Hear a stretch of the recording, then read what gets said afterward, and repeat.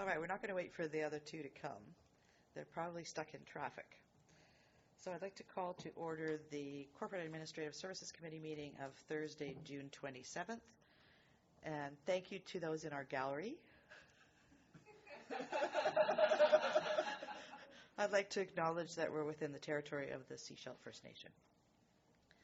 So first, I'd look for adoption of the agenda as presented. Are there any changes, additions, deletions? Anything from staff? Nothing? Okay. I'd look for a motion to adopt the agenda as presented. Moved and seconded. All in favor? Thank you. And I'll look for a motion to receive all the reports. Moved and seconded. All in favor? Thank you. And we'll move to item 2, Annex A, pages 1 through 7. This is the budget project status report, and you've got a big copy in front of you. So what we'll do is probably start on page 1 and see if there's anything that anybody would like to address on page 1. It's numbers 1 through 15. Director Hiltz. This, I think it's a question that kind of goes through the whole thing. It's I'm looking at the proposed date completion dates, and I'm just wondering about when the boxes get filled in and how the work plan works together and how those dates come together. Is there's a lot of boxes with no dates on them, so I'm just how they get filled in and when they get filled in. Okay, thank you. Staff? Is that something you can address? We really haven't met as a senior leadership team to put those dates together, and we have been leaving in this particular instance up to the managers to get those in, but we haven't had a comprehensive review of how those pieces will all fit together. Thank you. Does that answer your question, Director Hiltz? In other words, there's more work to be done down the road. Well, I guess the follow-up is the expectation that they do get all filled in. That's kind of I'm seeing, like, as a director in the work plans, this is kind of our best tool for understanding the work plan. So, staff. Thank you, and that's a good comment, and I'll take that back to the team to make sure those fields get updated. Thank you. Any other questions on page 1? Director McMahon. I'm sure there's historical reasons for it, but I do have to ask if there's any way the table could be compressed a bit. It's hard going. I realize there's a lot of information in here, but if there's anything at all that it's very challenging on a computer screen when you're trying to read it and shovel back and forth and stuff. Thanks. Thank you. Tina? I believe the directors have access to the document, the Excel document, so if there are columns that you want to hide to make it better to navigate with just the information that you want, and there's actually drop-down menus too, so we are more than happy to sit down with you to show you how we could navigate that. Yeah, some of the ways that you can actually do that is you can go each of the columns. For example, if you look at function participants, in the electronic Excel spreadsheet, you could actually identify just area E if you wanted, or anything with E in it. You've got options, and then, right, so, and resort and all that kind of stuff in there. Okay? Yeah. No, I know, there's a lot. Anything else on page 1? Let's move to page 2. It's numbers 16 through 39. Any particular items you'd like to address on here? Director Hiltz. Thanks, Chair. Line number 23. This is about the Port's 5-year capital plan, and there's a POMO meeting coming up on July 19th. I'm just wondering if this is going to be part of the agenda for the POMO meeting to update the people on that committee. Staff? Thank you, Chair. Yes, an update on the capital projects that are shown on the budget project status report will be provided as part of that agenda. Thanks. Thank you. Any other questions for page 2? Director Lee.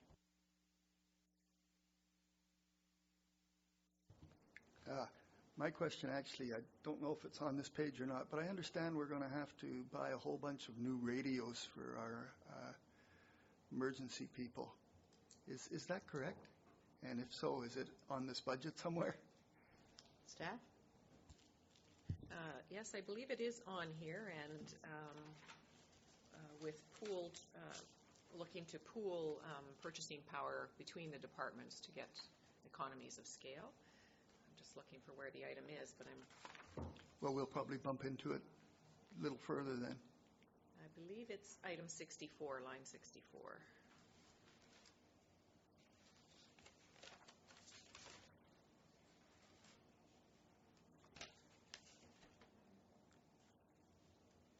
Yep, that's it. Thank you.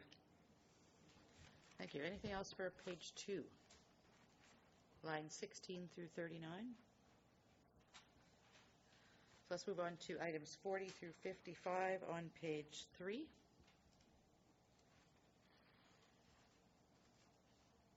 Director McMahon. Let's see, line 45, Wood Creek Wastewater Treatment Plant. Do we have anything new on that one? Staff? Thank you for the question. Staff are currently working on the request for proposals, which is expected to be released later this summer. Thank you. Any other questions for page 3? Let's move on to page 4.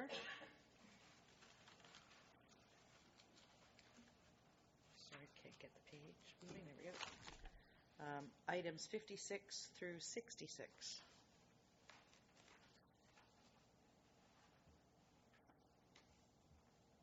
Director McMahon. I just wanted to comment on re-62 that the Frank West Hall roof replacement seems to be going very well, and I'm guessing it's actually more than 50% done. It looks pretty good. Thank you. Director Ties. Yeah, just wondering if there's any news about the grant application on Cooper's Green. Staff? Thank you for the question, Chair. No, there's no news, and staff have fairly recently checked in with senior government to see if there is any updated timeline, and at that time, a few weeks ago, there was no updated timeline for announcements available. Thank you. Thank you. Any other questions? Director Lee. Line number 56, and that's the parking for Cooper's Green. We're spending quite a bit of money. I was wondering, are we going to have any mechanism to enforce it after it is built? Staff?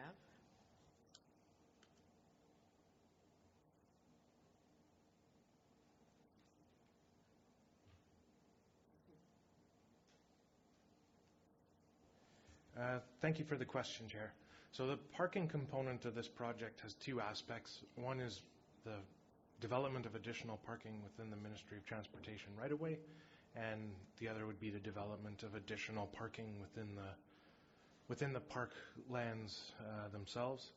And staff would endeavor to plan for enforceable parking regulation as part of the implementation and development of that parking. Thanks. So that would be the private parking inside the park that we could enforce.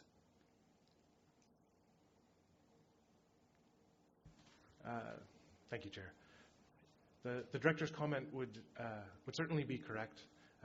There would probably be multiple enforcement avenues that would be available depending on whose land the parking is on, and staff would be looking for both a practical and consistent way of offering parking for users of the park. Thanks. I hope we find a good way. All right. Any other questions on page 4? Director Hills. Thanks, Chair. Line 58, the Suncoaster Trail. The proposed route has been linked to Google Earth. I'm just wondering how the public whereabouts on Google Earth do you find this information? How do you get access to this? And staff? Thank you, Chair.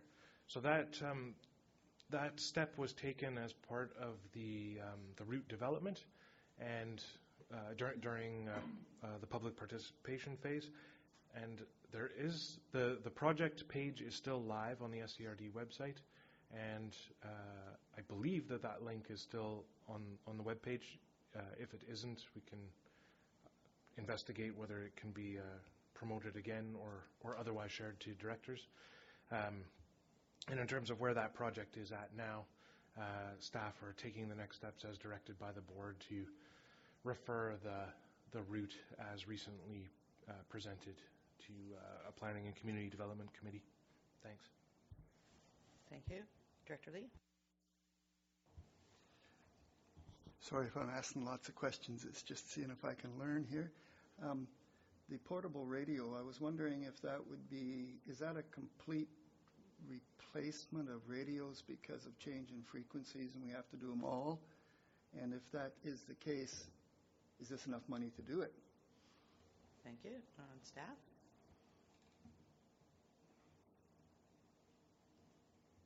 Yeah, no, thank you. The project is part of the asset renewal, so over time you need to replace on a regular cycle. If the budget is our best estimate at this time, and there is some discussion going to happen at our fire chiefs meeting later this afternoon, and if something changes in an untoward way, the board will certainly be brought up to date. Thank you. Any other questions on the projects not yet completed or in process? So let's look at, are there any questions on the completed projects?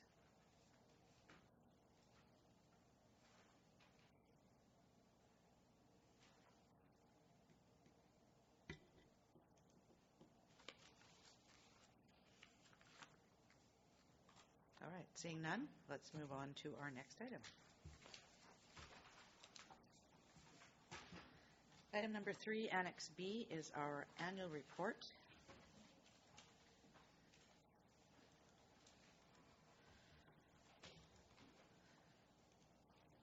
Any questions for staff on this?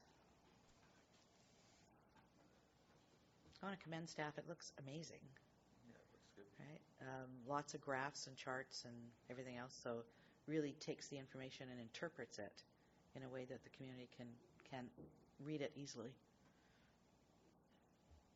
Dr. Hiltz?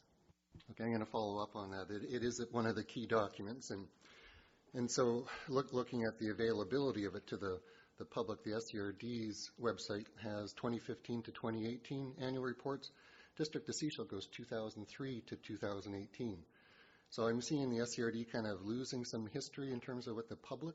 So I'm just kind of wondering why 4 years when, I'm looking at UBCM goes back to 1995. So why do we do 4 years rather than a longer time period, which helps to inform the public in one concise document about the activities of the regional district? Staff? Yeah, I think that's a good point. I think that it's just sort of historical that we haven't put that much history in there. So as part of the review with the webpage, that we can look to provide more integrated documentation as part of that. Yeah, and another comment I wanted to make, if I could, Chair, is that the next iteration, of course, of the annual report will try to align the style, et cetera, with the actual strategic plan. So to try to keep some consistencies with the document. So that's kind of how staff keep that in mind from a design perspective. So. Director Hiltz, follow up? So we don't need a motion for something like this. It's just something that staff can take forward. Yeah, thanks. Thank you. Any other questions, comments on the annual report? Yeah, it's a good job. All right, so there is a recommendation that the 2018 annual report be approved for distribution. Moved and seconded. All those in favor? Thank you very much. Thank you, staff. We'll move on to the next item, Annex C, pages 9 through 74. And I'm going to turn this over to Tina for comment. Yes, thank you, Chair. So the Statement of Financial Information is a requirement as per the legislation of the Local Government Act and the Community Charter.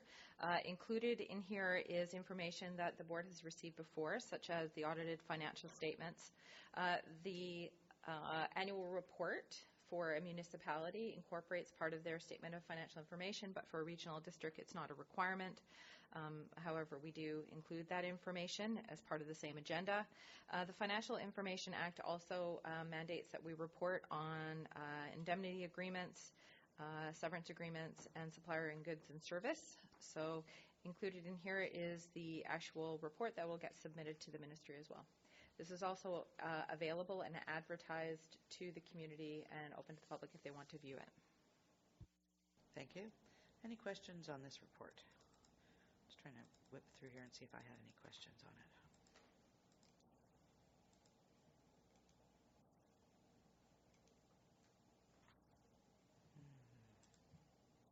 No, I'm fine. Any questions from anyone?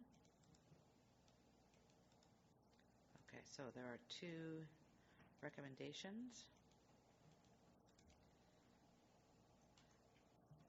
Oh, sorry, wrong page. So that the statement of financial information for the year ended December 31st, 2018 be approved as presented, and further that this recommendation be forwarded to June 27th, 2019 regular board meeting for adoption. Moved, seconded, all in favor? Thank you. So moving on to Annex D, CityWorks Software License Agreement 3-year extension. And again, turn over to, is Tina going to speak to this, or Angie? Tina? Yeah. So this particular report is to renew the contract for our asset management, our enterprise asset management software, which is also tied to our land-based system. So this particular contract is for a 3-year period. Per the delegation bylaw, it's over $100,000, and so it's here for approval. Thank you. Just a question. I know CityWorks, we're using the District of Seychelles as well. There are a number of modules. Have we implemented all of the modules that we purchased? Are we still in process? I know this ties into the asset management piece as well, and field access by staff and all kinds of things. Great question. So yes, we still have what we call in the organization with all of our software systems a continuous improvement process. So staff who are involved with this particular system meet on a regular basis to work towards implementing all of the modules and all the capabilities within the software and to make improvements. So there's still some ways to go. So mobility is something that is being looked at. So staff have actually spoken to District of Seychelles staff, and we understand. So there's some technical parts that we would have to accommodate to do that. So yeah, there's a lot of power within each software system, and so you always have to make sure you allocate resources to make sure you can actually implement it effectively. So there's still lots of work to do, but there is actually dedicated time to do those tasks. Okay, thank you. Any questions on this one? Director Lee. What's it do? Do you want to address some of that? Yeah, so it acts almost like our work management system, but again, without getting too technical, there's a lot of interface between our financial system, which is Unit 4 Business World. It also ties to our GIS land-based system, so a lot of the information can be tied from a geographical standpoint. So, for instance, if someone is working in the outside crew and they click on the location, they can maybe get the as-builts, they can get a little more information as to what infrastructure is below the ground. It really services more of our linear assets versus our bricks and mortar assets or our fleet assets. It's not really perfect for that, but it's hard with software because no one fills 100% of your needs unless you're SAP. But that's really what it does, is it kind of links with our financial system and works as our work management system. So in the District of Seychelles, we've got things like our parks and public works fellows have the mobile piece now. So when they actually go to do a job, they can identify in CityWorks which job they're working on, how much time's been allocated to it, and what's actually been done, which would then update in our asset management program as well, what work has been done on that particular asset. So the more we implement, the more we can look at KPIs, like how much time are they doing watering plants, for example? How much time are they doing cleaning ditches? or what did, right, or what's happened with this particular sewer main, those sorts of things.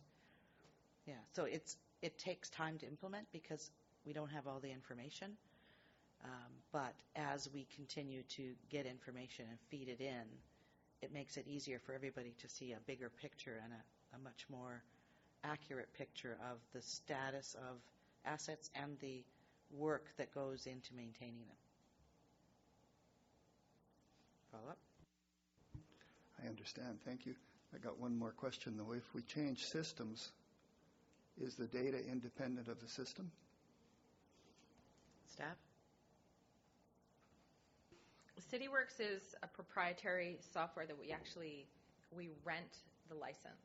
So if we did dissolve of that information or of this particular license, we would lose some of the data. However, there's some integration with our financial system, so we would keep some of the financial background. So history on how many times you had to work on a particular site would still remain in our financial system. But, inspection reports and all those types of things we would most likely lose. It's based on an SQL server, though, too, is it not? Yeah, it is. So, I mean, you could. So there's some information that would be there, but the functionality would you'd eliminate the functionality. Yeah. So the database we have. CityWorks is the program that accesses the different files in the database and puts it in the format. Yes, that's right. Okay. So we'd have the data. We wouldn't necessarily have a effective, efficient way to access it, unless we found something else that would do similar stuff. Print it all out before you cancel. Yeah, right. Okay, thank you. Page 75, there are 3 recommendations. Oh, Director Hill, sorry. Thanks, sir. So of the modules, I'm thinking of info@scrd.ca, and people submit requests for service. Is there anything that kind of allows that piece to kind of flow through into the work management system? Is that part of the process? And then ultimately, is there a way for the public to submit? I'm just wondering if that's kind of a module or a direction that the SCRD is intending to go in, where the public submits work orders. Yeah, staff? So right now, if a member of the public has a request or information, that's typically handled on the phone and inputted in our land-based system, our Tempest, and then it kind of converts over to our CityWorks. So someone right now, a public person, can't do that yet, but that again is on both in continuous improvements as how do we do that? Can we allow the public to do that? But right now the mechanism is through our land-based Tempest, so the MySCRD portal, where people pay their utility bills and tickets. So being reviewed too, because I think that's what we envision moving forward. But currently, when they send something in, it does go into the system, but from staff level. Okay. Any other questions? All right, so refer back to the recommendations. One is that a 3-year extension be approved and that the financial plan be updated accordingly and that it be forwarded to June 27th board meeting. Moved and seconded. All in favor? Thank you.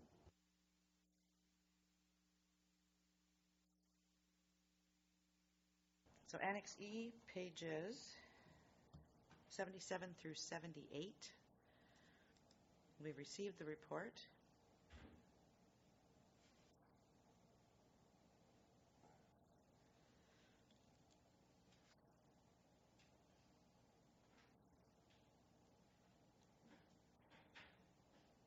Thank you, David. We'll turn it over to you.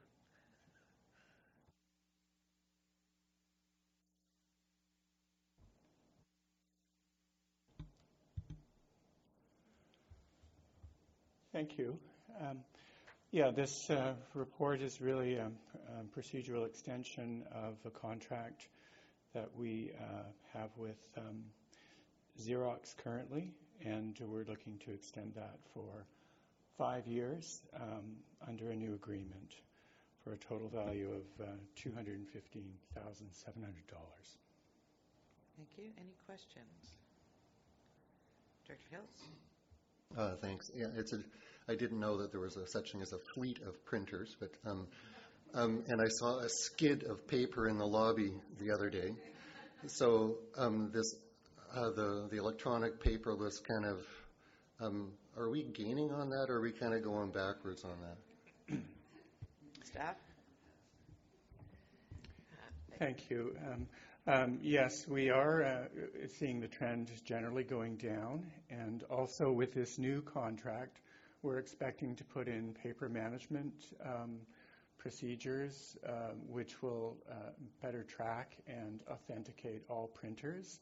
So there'll just be more accountability for those that are printing. Currently, we only do that with color on our color cube here. We authenticate, but we want to do it with all, including black and white. And the trend over time has been to see a slow reduction. So in the report, we are also noting that the maintenance and support costs are estimated based on our 2018 usage figures. And so we do expect, we're not sure exactly what it will be over the 5-year contract, but we do expect it will go down. And overall, the contract will end up being less than what we have paid. Thank you. To follow up on your question, one of the questions that I asked the CAO and CSHOP was, at what date will we go paperless? I mean, and it's a question that he's taken out to the senior management team to have the staff then look at what are their processes. I mean, one of the things, for example, we found was when somebody would send in electronically an invoice, it got printed. It was, whatever, identified somewhere. A check would be issued for it, and then it would be scanned back into the system, right? So, but part of it was they didn't have the software they needed to be able to go paperless. So they're looking at that process. They're going to be coming back in a short while to give us a date by when they think they can achieve that. There will still be some things that will need to be printed, but without actually putting that out there, it's not a goal that they're even aware they would like to meet, or we would like them to meet. So that's a conversation as well, and I don't know if that's a conversation that's happened here. Staff? Yes, thank you. We have had conversations about reducing paper and going paperless. However, we don't have a formal digital strategy here. Some other organizations do, which is perhaps what Gibson's is looking at, and certainly when I was at City of Vancouver, they did there. And really that's a plan to do exactly what you're suggesting, which is sort of systematically looking at ways to reduce processes involving paper. But we continue to do so. We have electronic payment methods online. We're expanding that. Recently, we've allowed payment of permits online and new civic address transactions also. So we continue to chip away at it as and where we see the opportunities. So are you saying that we as a board have not indicated that we'd like a digital management, or whatever you called it, strategy? So perhaps there hasn't been any formal board direction, but it's certainly something that we look at internally. And I can say as the budget manager that oversees that paper acquisition, our orders have gone down significantly. We've also done a significant investment in software over the last number of years, which is improving our ability to be digital.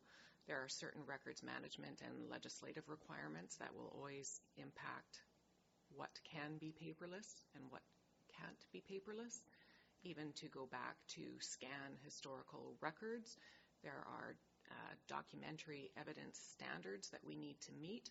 And so as we are able to approach things on an incremental basis, that's how we are moving forward with efficiencies as we can. You would have seen some directors or people who have been watching our budget over time, digitization of our microfiche for building permits, so those are all available or becoming more accessible. We're working on it. And perhaps that's still a conversation that we could engage in here, so that we actually direct staff that that's the direction we're looking to go. And because there will be costs associated with that initially in setting up processes, bringing software in, etc. Okay. Director McMahon was next. Gee, my question sounds unimportant after the high-level stuff. I was just curious how many printers we have and on how many sites. I assume that's not just this building, or Staff? Yes, that we do have multiple printers. We have 17 now that are in the current contract, and we're looking to go to 18 with the new contract, and they're in a variety of our facilities up and down the lower Sunshine Coast. So a follow-up on that, does that 18 mean that that's all of the printers? I think that was her question. Or do we have additional on top of the 18? Yes, we do have some additional ones on top of the 18, and those are sort of some legacy printers. Some of them are in areas where we don't have connectivity, and they're for a specific purpose, like printing envelopes or labels, and those types of specific functions. Thank you. Director Beamish? Yeah, I was going to actually ask the same question, but the question, I guess, is why are we increasing the number of printers from 17 to 18 if we're looking at reducing the amount of paper overall? And staff?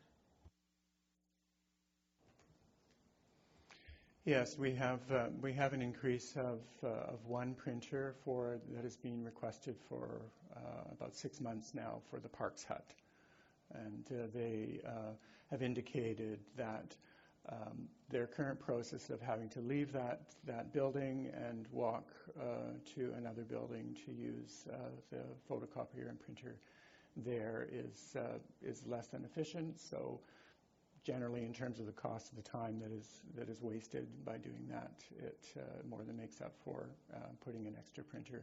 So it's a small printer in that particular building. Any other questions on the report in front of us? Director Beamish? Just a related question. I note that directors are entitled to actually ask for a printer. I don't know how that works. I've got one sitting in my office that I would think that Mayor Janik asked for many years ago. Do you want it back? I don't think it actually works, but I remember him coming in one day saying, I got this printer from the SCRD as a director sort of thing, and it's I just haven't found a boat to anchor it to. Staff? No.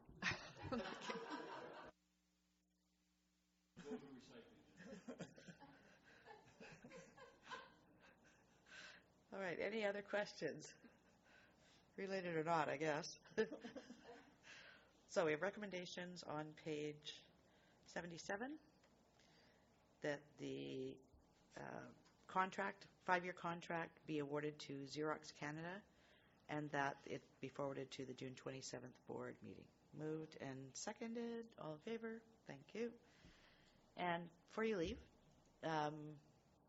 what would we need to do at this table to request staff put together a digital strategy? What would you need a motion to say to put something like that forward? Or do you want to think about that and bring it back? Yes, please. Okay, thank you.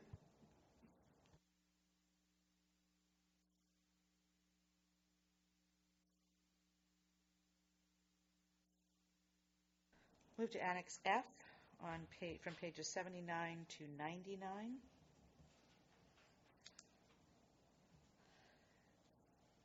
And any questions from directors on this? Director McMahon. Yes. We had, lots of various things arise about grants and aid during the process. And I'm wondering if this is actually the place to have the discussion about grants and aid, or maybe this is one occasion we would want to strike an ad hoc committee of rural directors to meet just once to go through the grant and aid thing. I have questions about the bursaries. I have questions about why areas E and F have 4 funds, and is it time to look at reducing that? because it adds to the general confusion. Things like that. And is this the right time and place to delve into the nitty-gritty of grants and aid? I think staff are conferring over there.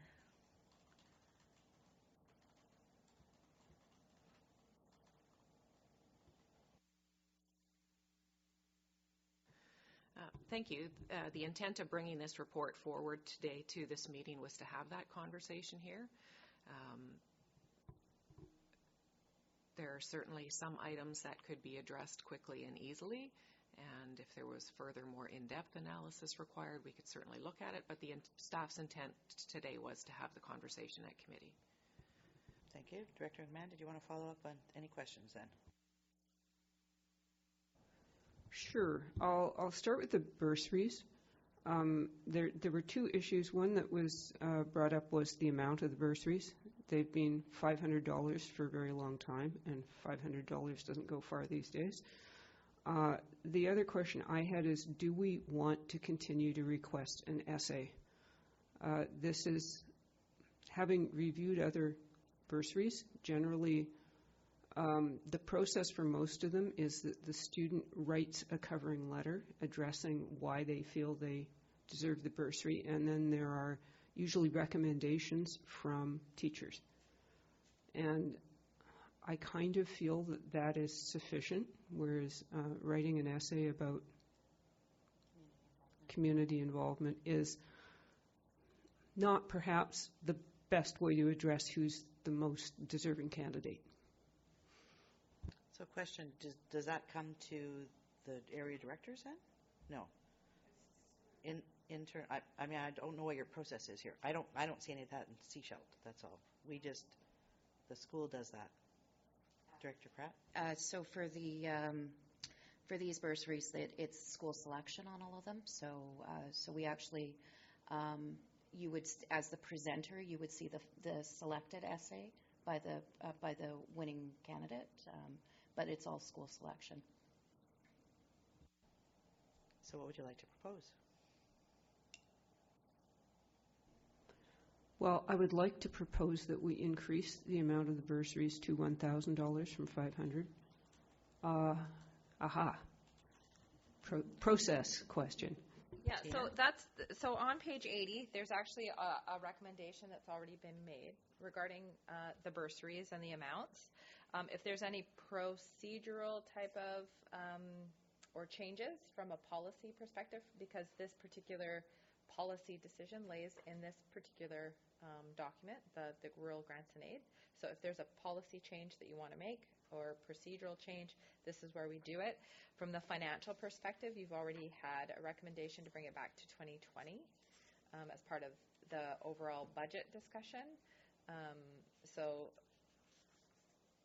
understanding that, the amount would probably fall from a financial decision. You can make that recommendation now if you want, and we'll bring it forward as part of budget, but there's already a motion to that effect. But if there's any procedural changes or change in how we want to decide the bursaries, then that could be done now. Is there a bursary policy separate from this? It's all in the okay.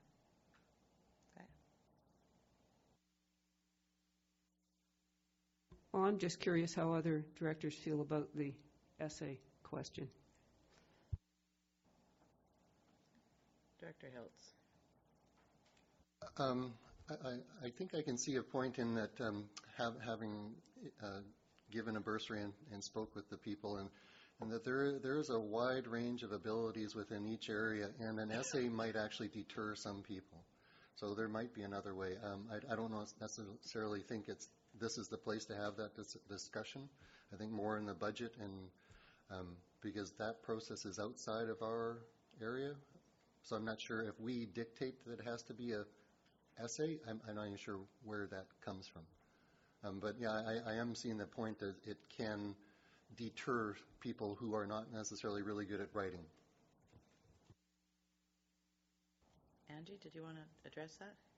So it was just a decision of a past board that's how they wanted to handle the bursaries, is that they wanted to understand that an effort was made and that the subject matter resonated with them at the time. So if the board chooses not to request an essay, we can simply make that change and let the school district know for future years. The criteria for awarding that bursary is entirely up to you. Director Pratt.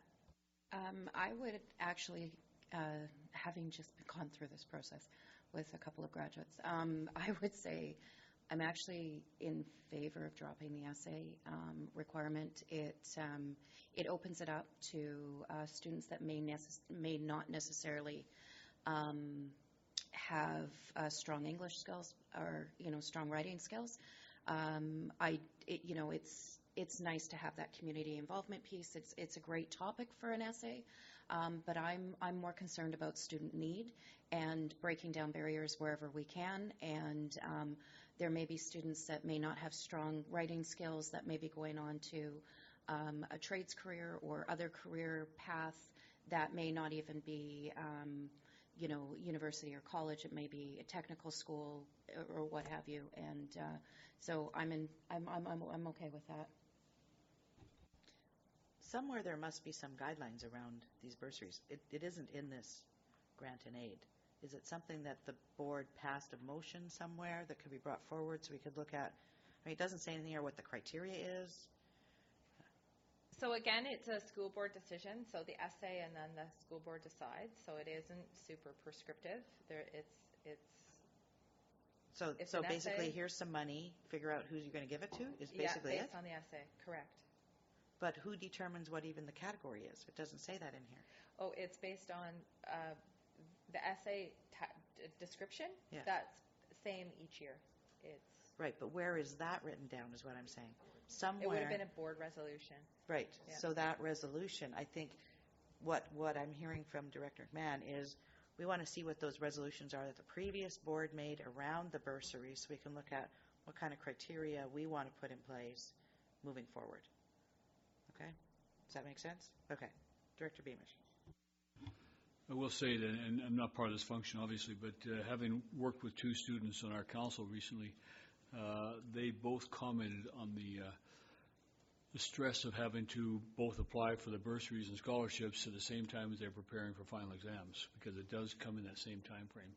And it was part of, writing this essay, writing that essay, and it was an extra taxing workload on people who were preparing to graduate. And I'll just throw out that we recently, I think last year, year before, we increased the district of seashells. We gave out 2, and they're $2,500 each. Just put that out there. Okay, and next in your...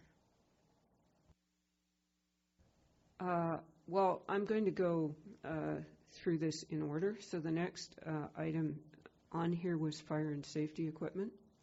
That was a big issue.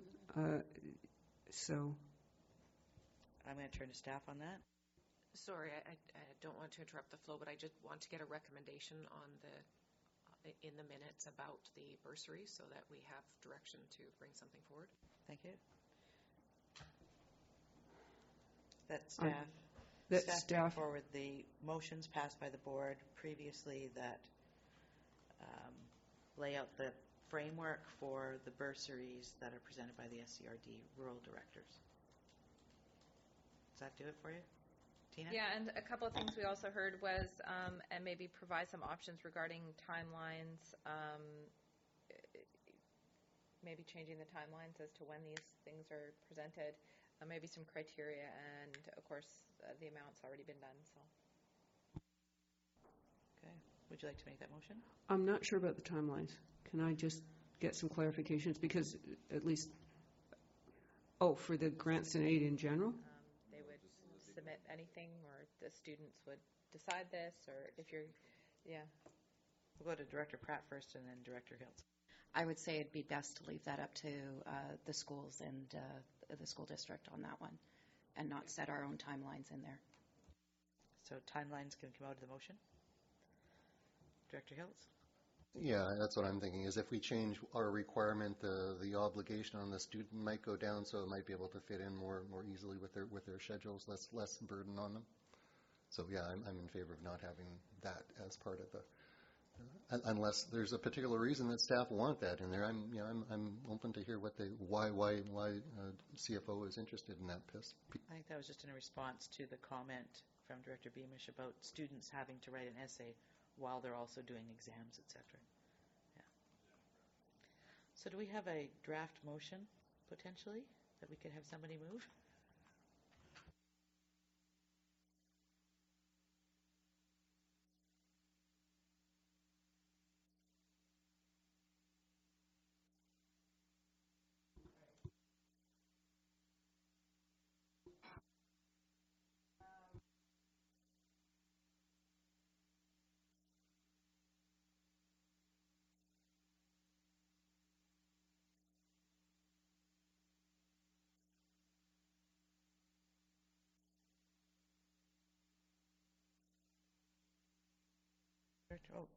Director Hahn? No, Director Hills?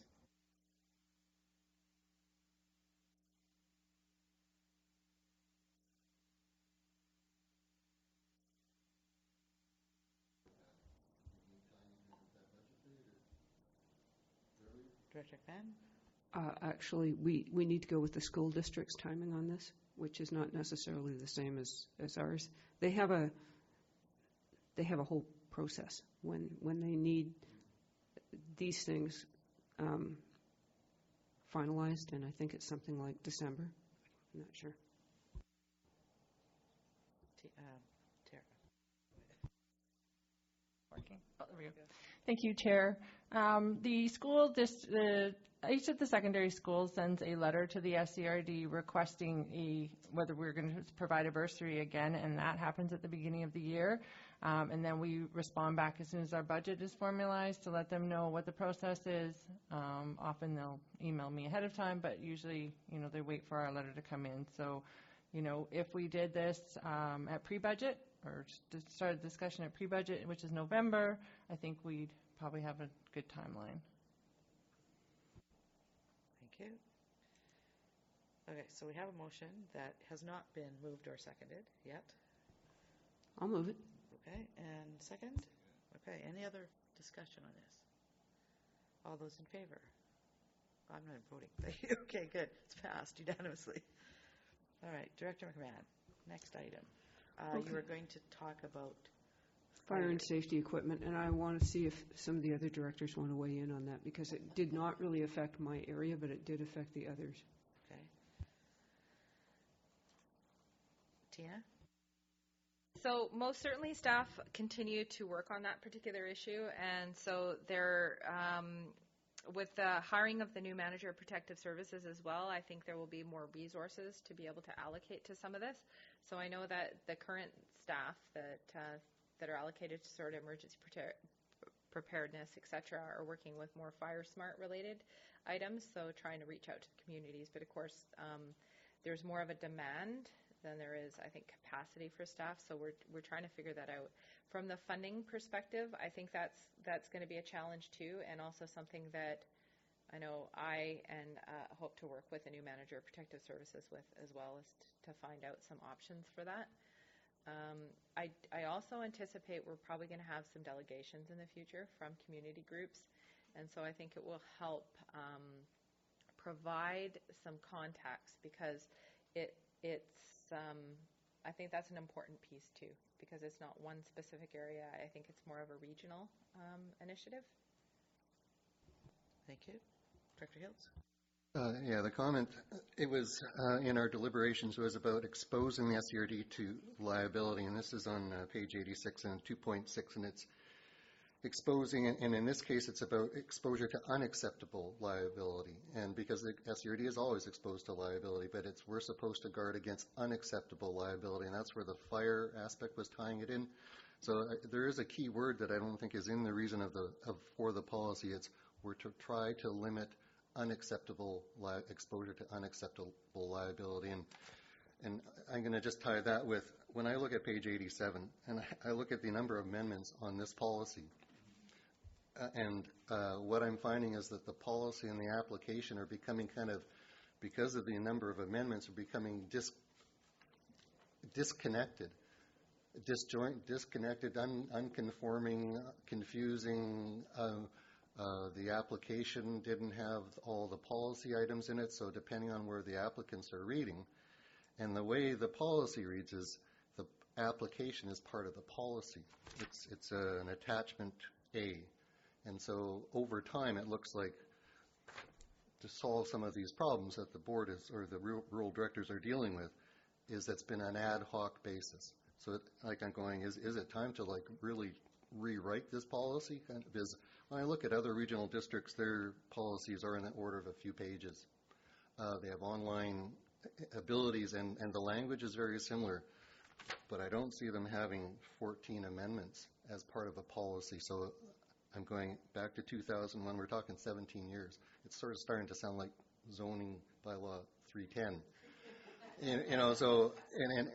But we spend a lot of time on this, and the public rely on it, and there's disappointment.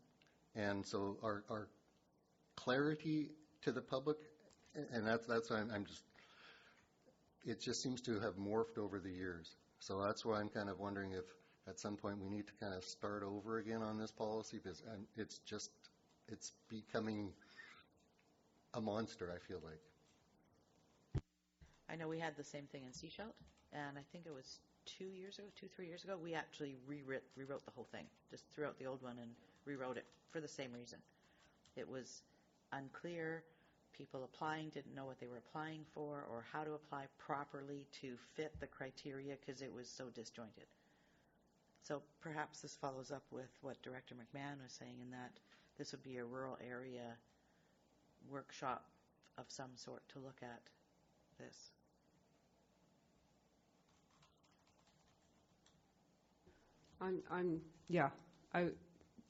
The question is how best to move this forward and on what sort of a timeline.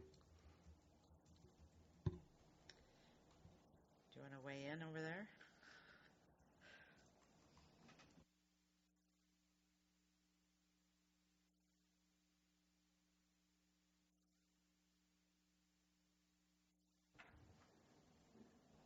Director Lee?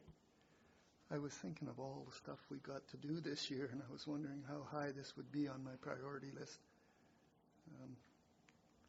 Anyways, that's just a thought. It does work, and they managed to mostly get it right for us. Director McMahon? Well, I have some of the same concerns. This is not the top of my list of issues.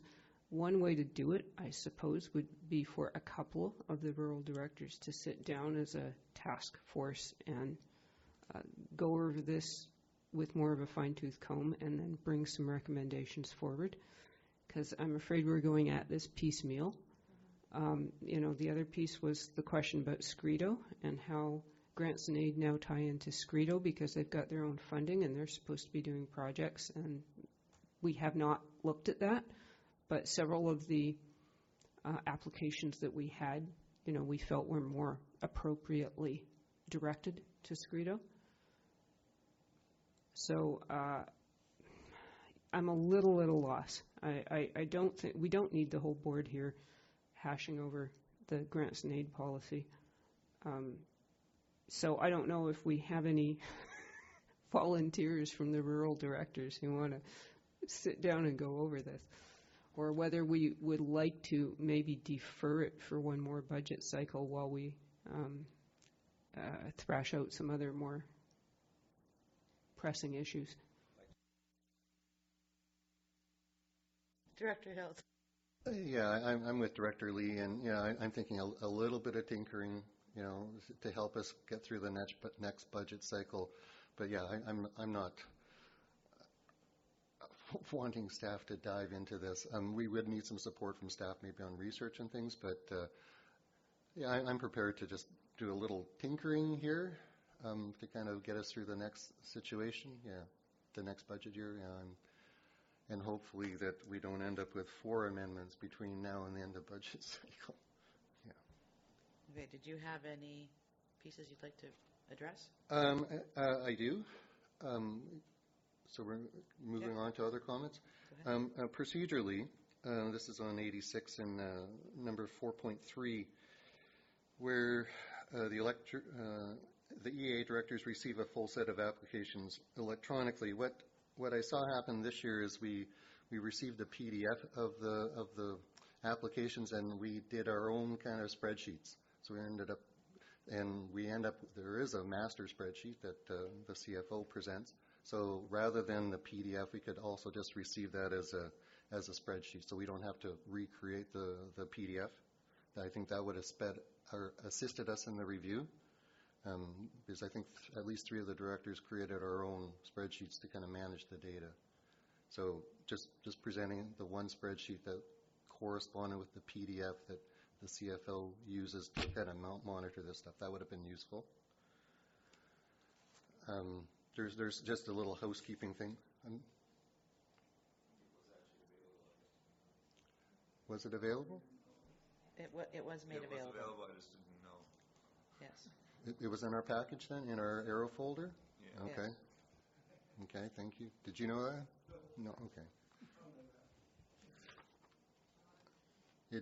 It is. But the actual spreadsheet was electronically in Excel format. Okay. Okay.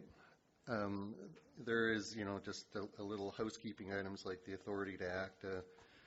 The report has section 263.1, and on page 86 it's 176. So I guess that's just showing kind of how, I can't remember when 176 was actually the section in the LGA of where the authority to act. So there's just a disconnect there between the You're page. talking about 3.1, yeah. 176. Yeah, report on page 79 talks about section 263.1C, where regional district receives the authority to do this, and on page 86 it says section 176. So I think that's probably the old LGA. So just kind of some housekeeping items, and I would propose having the word unacceptable liability put into section 2.3, because I think that will at least clarify to the public applying that it's not just any liability, it's an unacceptable liability. Okay. So those are the ones I'm at so far. Director Penn? I'd appreciate, perhaps at budget time, just a really small report from staff explaining why we have the grant and aid categories that we do, why we have an ENF and a Greater Gibsons, like what was the rationale for creating them, and why do we have these joint grant and aids? I mean, we're getting along. ENF are friendly, and but it does, further complicate trying to figure out how much money we have to distribute. Thank you. Did you want to address that, staff? We could answer the question now, or whether you want to report, that's fine. So the grouping of E and F was to assist, to provide some neighborly support given the industrial tax base in Area F and the comparatively residential tax base in Area E. And the difference in assessments there. So that was kind of a partnership arrangement to support each other. The Greater Gibsons Community Participation Service is actually a separate service from Grant and Aid that was established 2005, I'm thinking, somewhere around there. And again, it was a kind of a good neighbor sort of service where the rural areas who the directors felt at the time were doing a lot of their community gathering in the municipality within the town of Gibsons to be able to support events that traditionally were funded by the town, such as Sea Cavalcade. That was the primary driver at that time.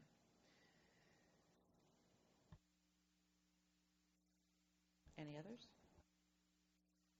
Well, just to follow up to that, in the years since those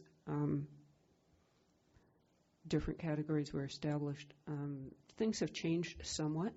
For instance, I think that must have been, the Greater Gibsons must have been before the SCRD started operating the recreation center in Gibsons, perhaps?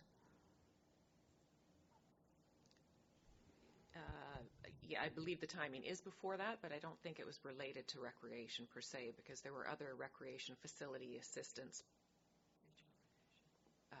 recreation programming types of things at that time. Well, perhaps the way to go at this would be for EF and Gibson's to sit down and talk to each other and see if this still makes sense, if there is still a need. And I would like to understand how the taxation part of it for the E&F fund works.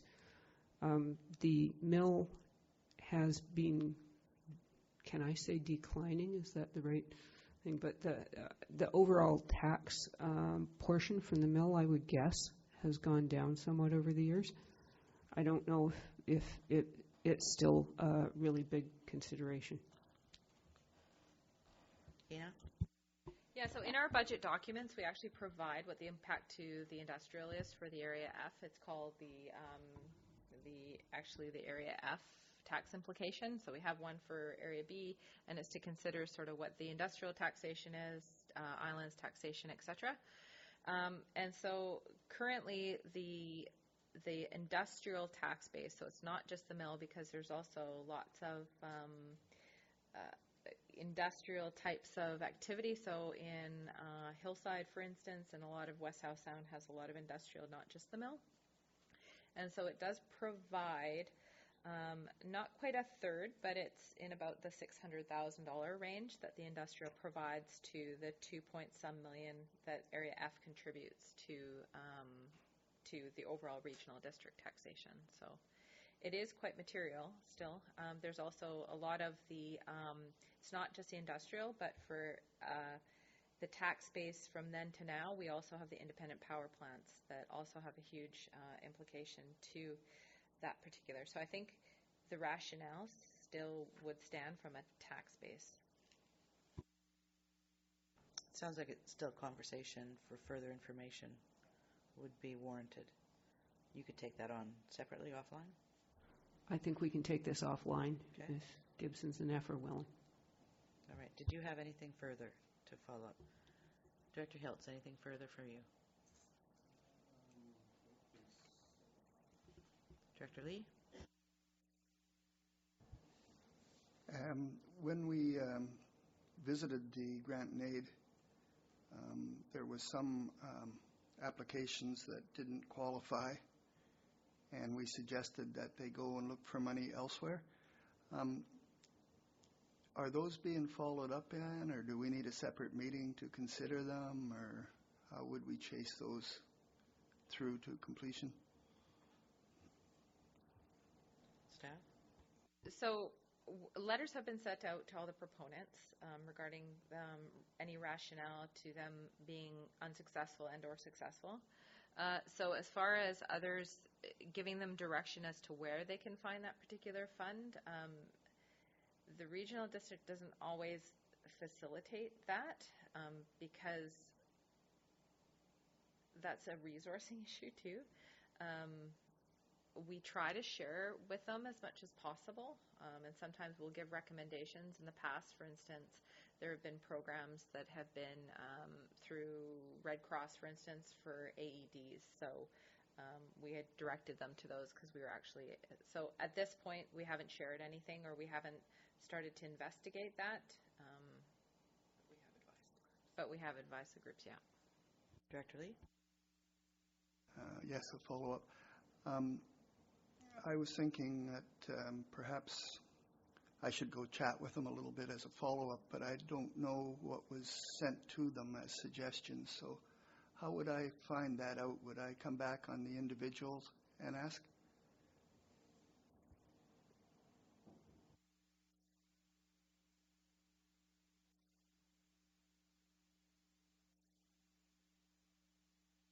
If there's anything specific that you'd like to know for a specific group as to what was responded, staff could always provide that to the directors offline if need be.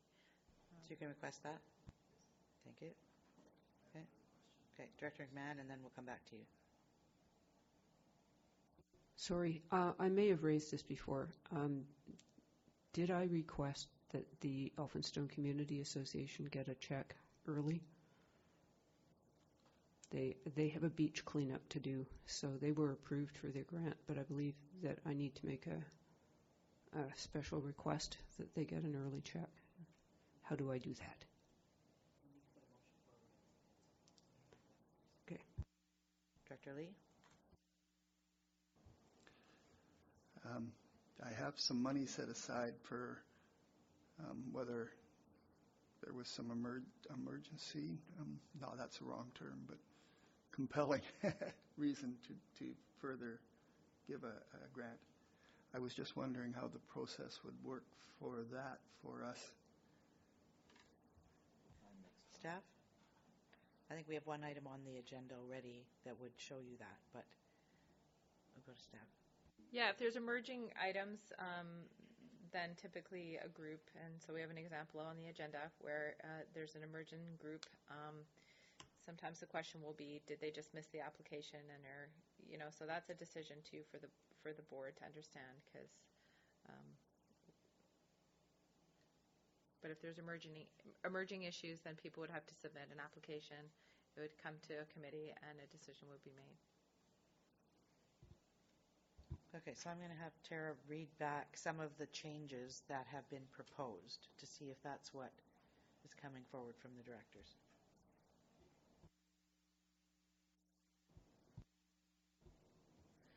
Thank you, Chair. To this moment, I have the grant and aid policy be amended to update Section 3, to update the Local Government Act section, and to add in I believe it was Section 2, the words unacceptable liability.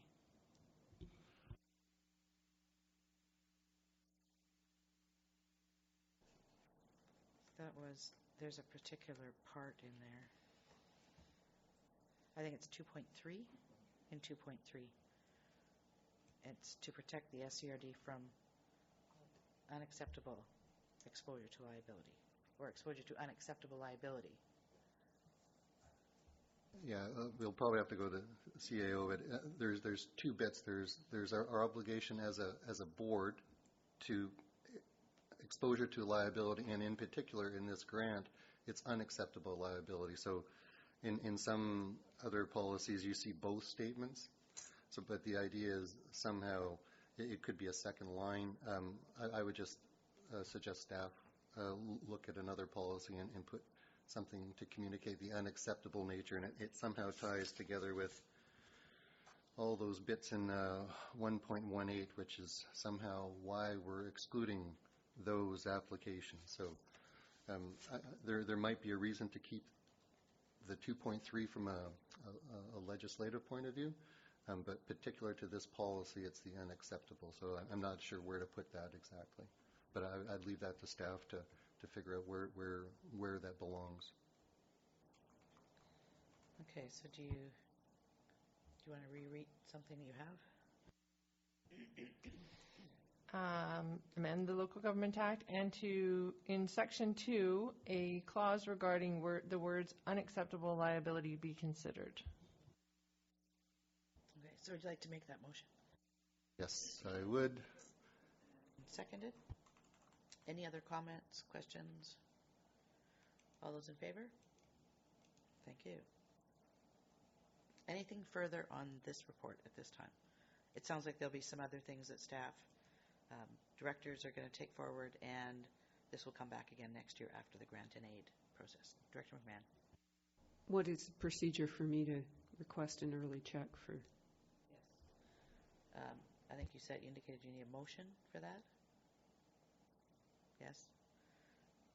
Just a motion? Right. I would like to move that the Elphinstone Community Association grant and aid be awarded ASAP.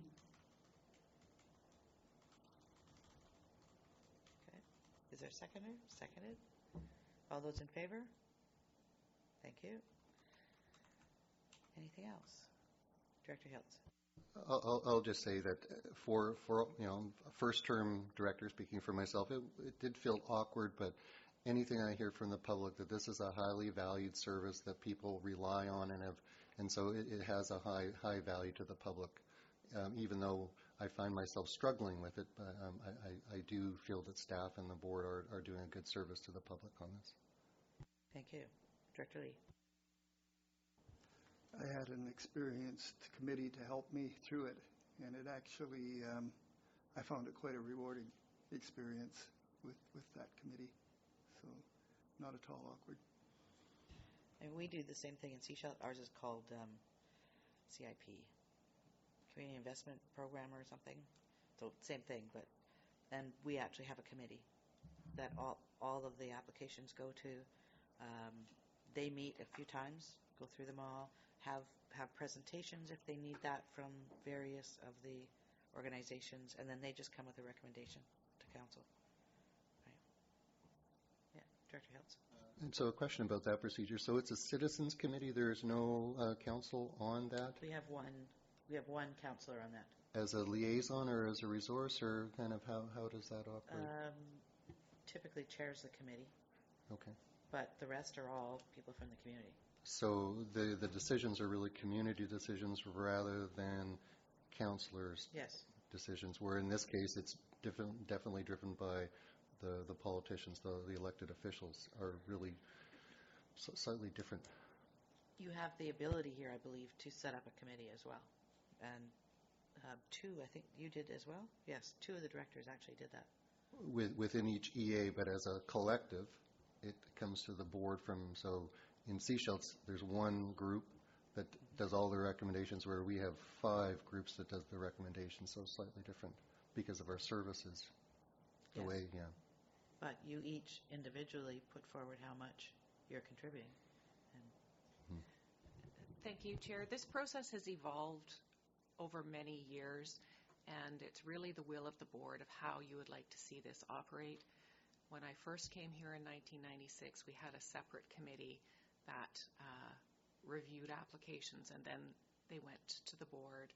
And at the time, it was felt that the board wanted more input into those decisions, and the process has evolved accordingly over time. So it's really what you are comfortable with, and that's why the policy comes for review every year.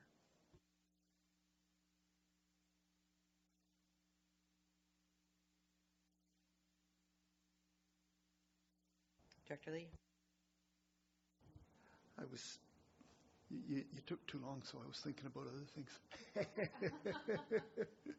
The notification that goes to the individual applicants, I guess if I was just copied on mine, I would be a happy camper if I was copied on them as they went out. And then it would put everything back in my court, because I'd know the accepted and I'd know the rejected, and I'd have a record. Is that onerous? And I was wondering what the other directors thought about doing it that way as a policy. There is a list that came forward in one of the agendas where it listed all the organizations who received money and how much they received.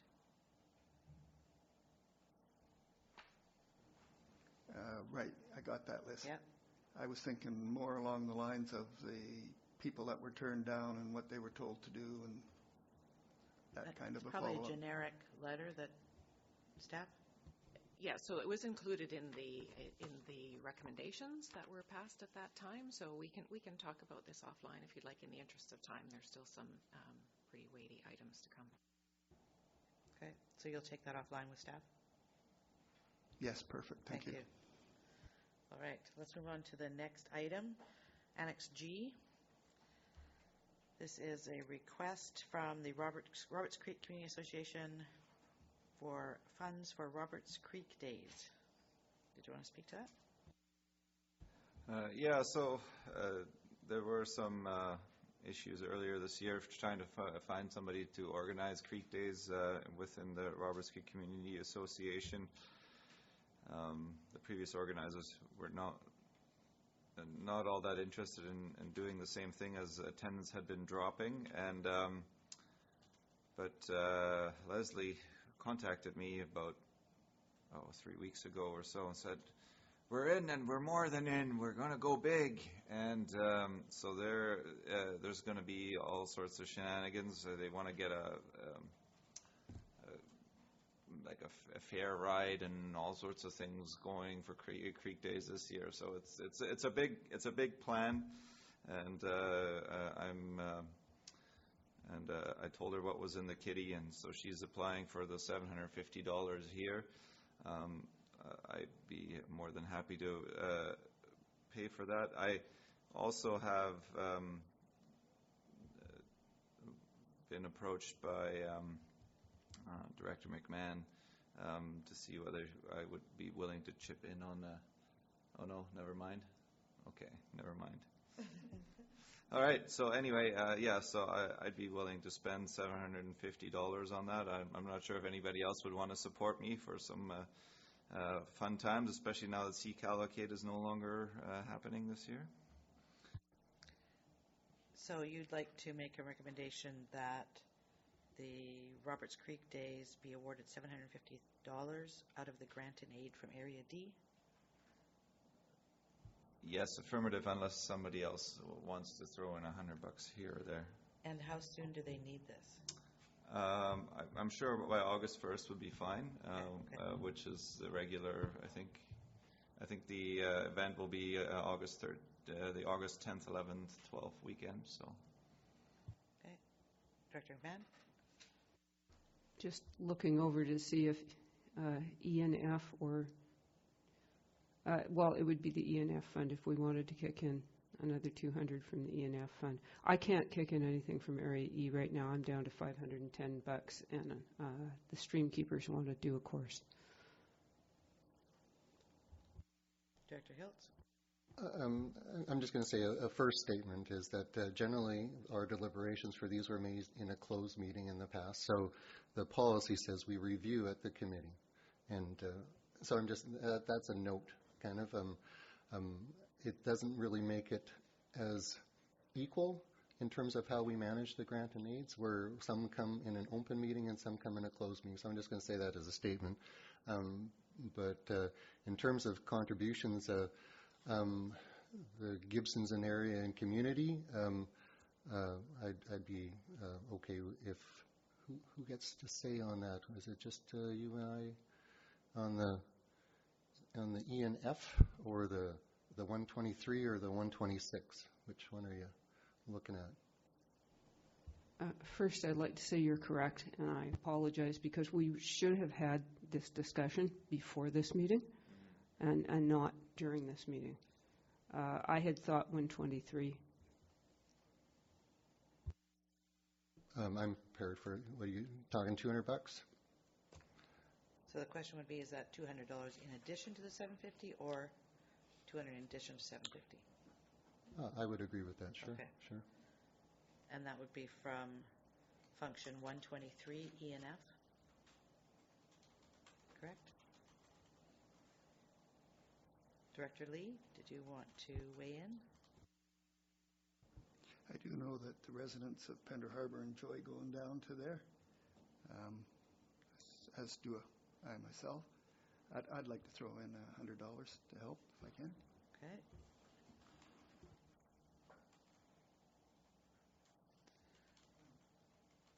Director Pratt.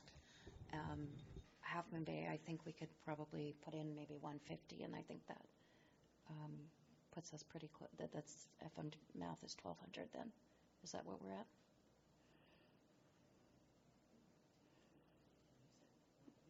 Yeah. Yeah. That's 1,200 total now. Angie? So noting the request was for $750. Yes. It sounds like this is in response to no Sea Cavalcade, and they anticipate that there'll be more people coming here. Bigger event. Director Ties. I also, unfortunately, won't be there that weekend, and they were looking for a volunteer to be with it for the dunk tank. And I thought, since Laurie's got such amazing experience already. And she's doing it again on July 1st, so she'll be really experienced.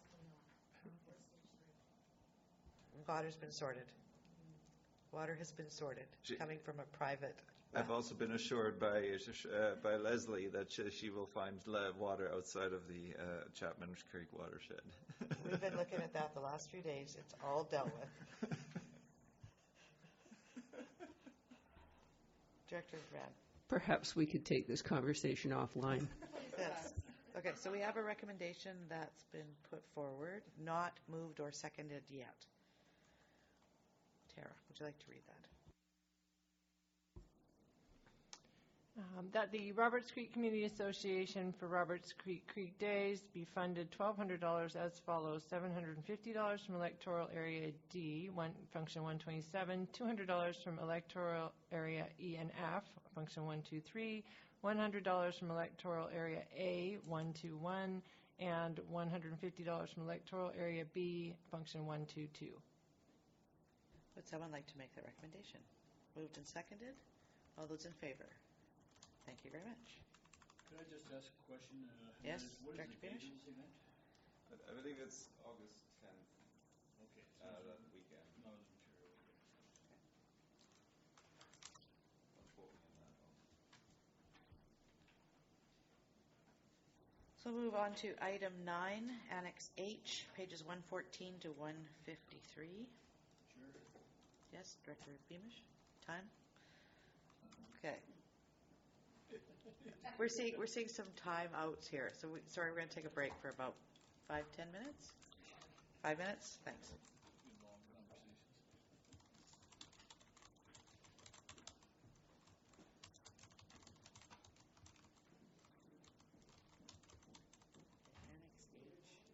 Annex H.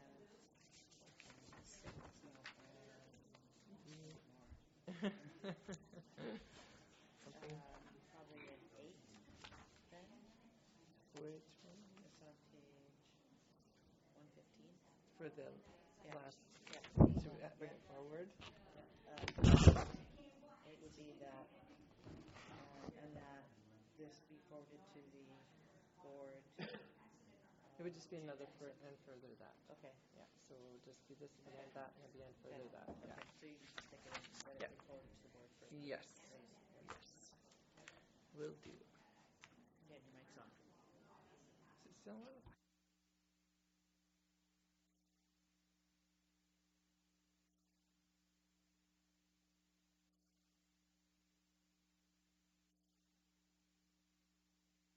Annex H, pages 114 to 153, BC Timber Sales, Operations 2019-2023. And I'll turn it over to staff for some input. Thank you, Chair Seegers. BC Timber Sales is a provincial corporation with a mandate to cut 20% of BC's annual allowable cut. It is responsible to operate under the legislative and regulatory frameworks of the Forest Act, the Forest and Range Practices Act, the Wildfire Act, BCTS regulation, and the Wildfire Regulation. BCTS is one of many that have forestry tenures on the Sunshine Coast. Each year, BCTS refers their 5-year operating plan to agencies such as the SCRD for comment. BCTS shares proposed harvesting and road building activities in order to understand stakeholder interests in advance of anticipated harvesting. SCRD's comments have typically focused on where timber harvesting will interface with SCRD service areas, such as OCP policies, zoning regulations, community drinking water supplies, parks, and trails. SCRD has long opposed logging in community drinking watersheds unless a strategy and monitoring program to ensure zero risk to drinking water is in place. These comments are reiterated in this year's report. Staff analysis and comments this year focus on the density of cut blocks proposed for the north end of the Sechelt Peninsula in Electoral Area A, Egmont-Pender Harbour. There is general concern about the high density of cut blocks proposed and the impacts to the lake country ecosystems of the peninsula. There are specific concerns about the impacts to Suncoaster Trail and species at risk that are detailed in this report. In addition to the recommendations directed to BCTS on pages 1 and 2 of this report, staff also recommend extending an invitation to Flinrord to dialogue about the cumulative effects of forestry on the Sunshine Coast, the tools required to adequately analyze these impacts, proactive approaches for integrated conservation planning going forward, and a review of the community watershed designation to include individual groundwater and surface water rights. Staff's recommendations are here for the committee's review. Staff are looking for recommendations from this meeting to proceed straight to board this afternoon in order to meet BCTS's extended deadline provided to the SCRD. Thank you. Thank you. Earlier this week, Councillor Toth and I attended the Community Forest meeting. We've been appointed as liaisons to the Community Forest Board. And one of the things that, and I'm looking to you to just say if this is correct or not. My understanding is that BCTS is the government organization that needs to fulfill enough logging in BC to satisfy the U.S. requirements for determining price of logs that are sold cross-border. I don't know if that's my understanding of some of the conversation that we had, and that's why BC Timber Sales has a certain requirement to log each year. Thank you for the question, Chair. The summary you provided is correct. Staff understand that one goal of the BCTS model is to effectively set a stumpage rate for defensible pricing of lumber that provides access to international markets. Thank you. Okay. Director Ties. In light of the UBCM resolution that we've put forward, I'm wondering whether we should add a D to the number 4. And it says here, in support of species at risk protection, if not already completed, the SRD recommends BCTS. And then D would be that BCTS also accounts for the natural capital of a standing forest by undertaking natural capital valuations in all aspects of its forests and land resources management and all that that we put into resolution. Could you read that slower? I don't believe that's BCTS's mandate. That, I believe, would be FLNRO. I'll check over with staff, but I don't think it's within there. Okay, can we hear it again? Right. We kind of got lost partway through. So D, that BCTS also accounts for the natural capital of a standing forest by undertaking natural capital valuations in all aspects of its forest and land resources management, starting with the Coast Forest Sector Revitalization Initiative, and demonstrably use these valuations in all related decision-making and asset management. And yes, that may be something that it would be FLNRO, but since it's a sort of an arm's length thing, maybe they should be doing it too. Okay, so you're looking to make that as a recommendation, okay, to be added? Yeah. Is there comment, questions? We've heard one that this is not necessarily their purview.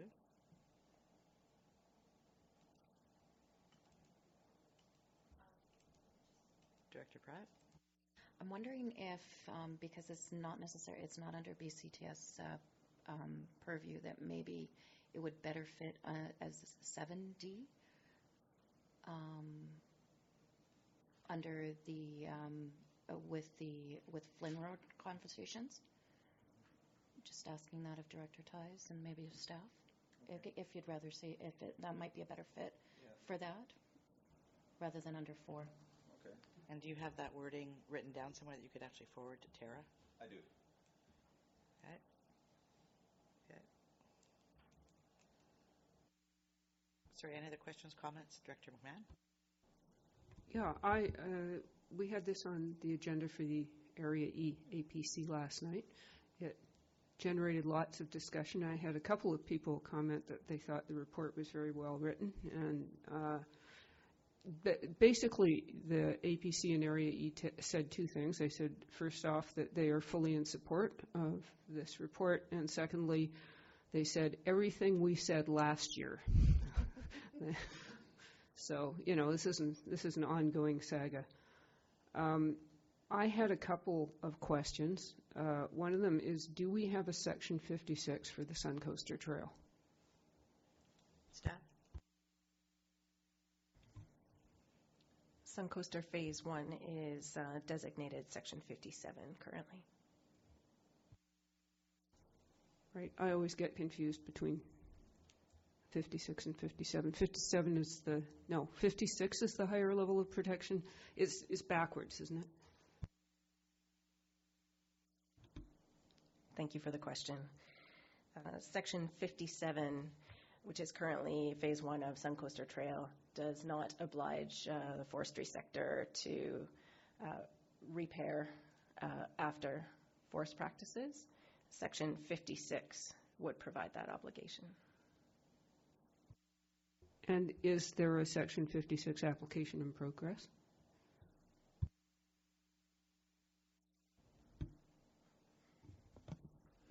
The intention for the Suncoaster Trail as a whole is to apply for Section 56. That application is not underway currently, but the idea is to apply for the trail as a whole when Phase 2 is complete. Thank you. Director Mann? More questions? This is slightly off topic, but it's something that's being kind of frustrating me. On page 129, we quote a statistic about a small amount of protected land, 4.3% by comparison to provincial average. The forest industry quotes a completely different statistic all the time, and I would really like to know who's getting these statistics from where and what they actually represent. Because when I go to events with the forest industry, they claim that we have the highest protected amount of land and that there's hardly anything that they can log. So this, I would really appreciate that we're not doing apples and oranges here. Did you want a response to that? Sure. Okay. Staff? The source used for this particular report is BC Parks. Thank you. Can we go to Director Lee? I understand that the percentage comes when you consider what area you're talking about. If you're talking about the complete SCRD areas, including A and B, you would then find it's 20% protected. If you just include the Sunshine Coast as we know it, the peninsula, then you could come up with 4%. And I probably not exactly got it right. I would have to go back, but that's what I've been told. Okay, Director, was that in response to that? Okay, so I'll let you go, and then we'll go to Director Hiltz. Just in response to Director McMahon's question, there's also another stat that I think the other stat that's used is it includes the entire section that we're part of, that entire region. The Forest District, which would include up into Powell River and a larger area, which is where the percentage difference is. So it's just this lower percentage of the Sunshine Coast is the 4.3. Director Hiltz. Just general comments. Thank you, staff, for the report. What came out of the Advisory Planning Commission meeting is that it's a lot of material, it's highly technical, and so people appreciate staff's ability to summarize this. And they're also noting that this is a new process. This, I believe, came from 2014. So it is an improvement over the way it was, where people were just sort of surprised by cut blocks. So getting out in 5 years in advance has helped people understand what's going on with the forestry industry. So as a general comment. Director Lee? I have a few comments. I could probably use some help getting it down to something reasonable. I'm quite concerned with the time frame and the lack of community consultation and presentations. I'm concerned that they seem to abandon the communication protocol in a rush to harvest cut blocks. I'm particularly concerned over the extent of logging in the Egmont area. And it's not, if you look at the map, it's not an interface. It's in the middle of Egmont. And I'm concerned that Egmont is heavily dependent on tourism and its effects the logging could have on tourism. And saying that, don't really oppose logging. That's not the issue here. It's, I think we need to make sure we have a good plan that minimizes the impact on where people go. And specifically, there is one concern I have, and I'd like to somehow mention that we should have, BCTS should work with the SCRD and conduct a series of community consultations and presentations with the local Egmont community.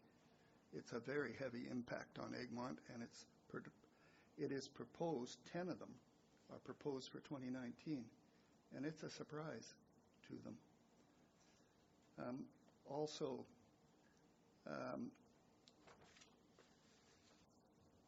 there's two of the cut blocks that actually straddle the path to the Skookumchuck, and that's a very heavy tourist area.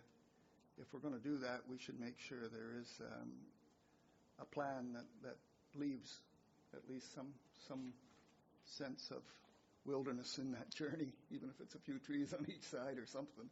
But for sure, the path has to be there. So saying that, the one thing I'd like to see is in number 1, they work to develop a strategy for the Suncoast Trail, but they also include the Skookumchuck Trail and include EGG 10, 11, and 12 in that consideration. And I'd like to... Hey, hold on one second. Let Tara get that down. Got it? Okay, next. And I would like to see some recommendation that the proponent, which I believe in this case is BCTS, work with the SCRD and conduct a series of workshops with the local Egmont community to get feedback, and also not only to get feedback, but to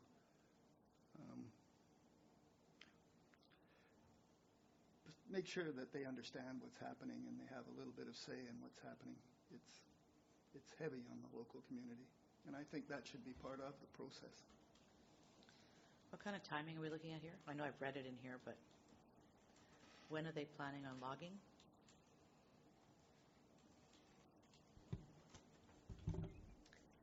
Conversations with BCTS staff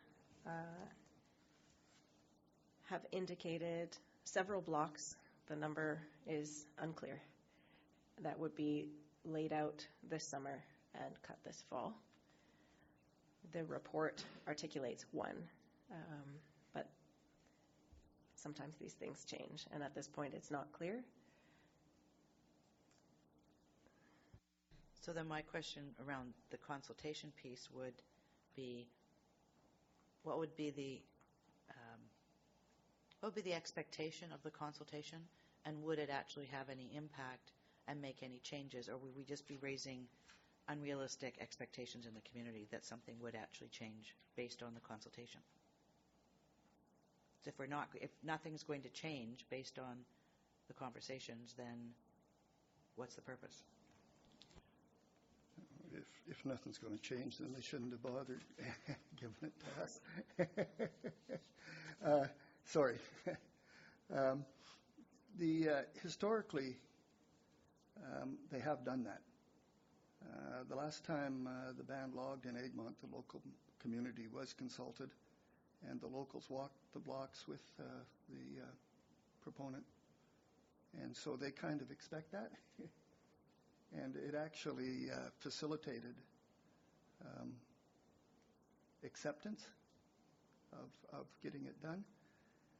And historically, we actually had an advisory committee appointed by the regional board that did that once before in the Egmont. So it's not an unusual process for the Egmont area. I was surprised to hear of both of those things. But So where would you see that be entered or added into the recommendations that are on our report here? I would look to Could you put a number staff 3? to suggest that. Potentially maybe number 3 and move them down. Because the first one is work with the SCRD, develop a strategy. Second one, continue to work collaboratively with Sunshine Coast Trail Society. 3 could be something to do with community consultation with the Egmont community.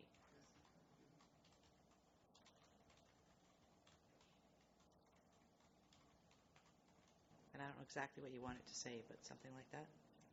I would be interested in staff's thoughts on whether that was a realistic expectation. Staff?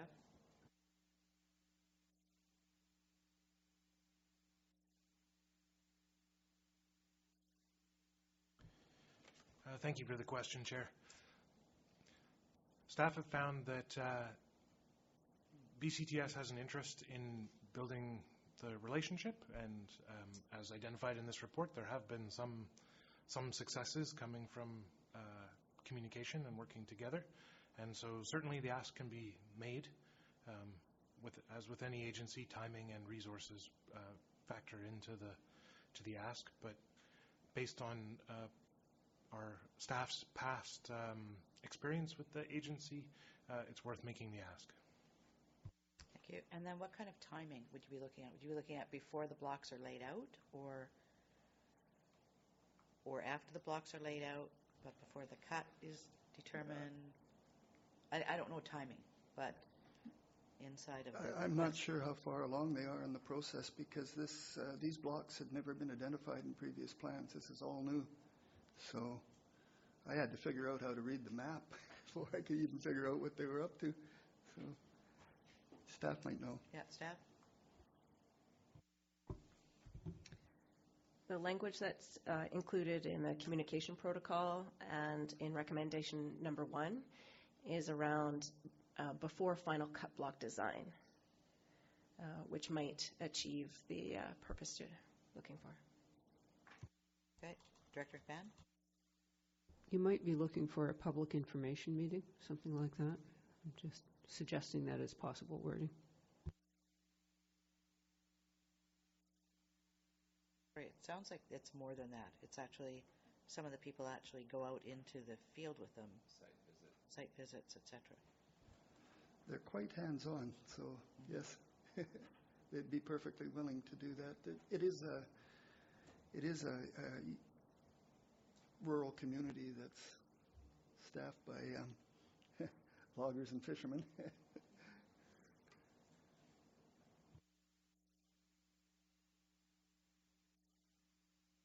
want to read that? Okay, Tara's going to read what we have right now, and then we can see if that meets the need. I'd be reluctant to put details down. I think it would be best for the proponent to figure out what would be the best way of approaching. Just that we should get them to design one and do it. Thank you, Chair Seegers. In section 1 as well, I also had to develop a strategy for Suncoastal Trail protection, and includes Skookumchuck Trail and EGG. And then in section 2, BCTS, it'd be number 3 now, community consultation with Egmont community before completion of cut block design. Is that generic enough for you? Is that generic enough for you? Just consult with the community before cut block design, basically. Sure, that's got to do it. Okay, and then if we go back to number 1, have you added the other EGG numbers that he put in? Okay. It was 10, 11, and 12. Thank you. Director McMahon? I was going to suggest an additional paragraph, possibly to go after number 6, we'll figure that out. But in view of the rapidly changing climate, which is causing widespread die-off of species that are not drought tolerant, environmental stress on our watersheds, increased stormwater runoff in winter, and a dramatically increased fire hazard in summer, that BCTS review its forest management processes in the Sunshine Coast Forest District. To what end?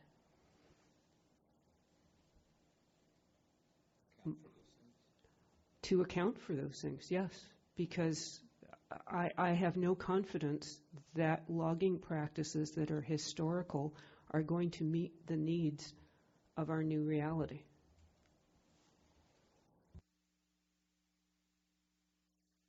Do you have that electronically that you could forward on? I do. Thank you. Director Beamish. Yeah, I'd like to thank staff for the report. It's far beyond my understanding, history, and knowledge to understand all these issues of forestry. And neither does our community have the capacity to do the same kind of analysis, and I appreciate that. But one of the things that does concern me, and it comes in, I guess, in the recommendation number 7, and that is we're talking about next steps with regards to an invitation to dialogue with the ministry. And I'm wondering if we can be a little bit stronger on some of the terms. And in terms of the impacts, we're going to be going in later in this meeting to a report on water. And one of the recommendations in that is the watershed protection. I note on page 130 of this report that the last paragraph is actually worded probably the way I'd like to see it wording, and that is in support of drinking water quality, the SCRD does not support logging in community drinking watersheds. Further, staff recommended taking the SCRD's refined position on logging community watersheds to Flynn Road to request that clear limits of zero risk to drinking water be established for logging community watersheds. I think that should be part of that dialogue we're looking at wanting to have with the ministry, and I'd almost want to add that as kind of an addition to 7C or a separate D in that section, basically saying that we want to reinforce that statement with the ministry and with the province that watersheds have got to be one of our number one priorities, our number one priority in protection. As I discussed last time, the issue of concern of the amount of industrial activity now being undertaken in the recharge area of the Gibson's aquifer, logging in there is also an activity, a potential activity. So I think we need to be very strong on that and link these two documents, one being the study on water and the one being the study on forest. They are linked because of the impact. So that I'd like to recommend that we add that final recommendation. Staff recommend taking the SCRD position on logging in community drinking watersheds to Flynn Road to request that clear limits of zero risk to drinking water established for logging community watersheds, and add that either within C or as a D in item 7 of that recommendation. So that's on page 130. Page 130, it's the final paragraph of page 130. Where it starts, the last real paragraph, in support of protecting drinking water quality. That paragraph. That's correct. Tara has that. Director Ties? I agree with Director Beamish, and I also, I'm wondering if 7A is all-encompassing enough, or whether something to the effect of comprehensive land use planning with the Squamish and Sechelt First Nations, as well as the SCRDs for the respective territories of those First Nations, should be kind of in there somehow. The integrated planning approaches for ecological integrity, so conservation efforts and resource activity, I think covers some of that, but not all of it. I'm going to comment on that. Bottom of page 117 and the top of 118. There's a sentence there that says the development and harvesting of these blocks are a partnership with Senco, a corporation of the Sechelt Nation. So they're very aware of what's going on up there right now.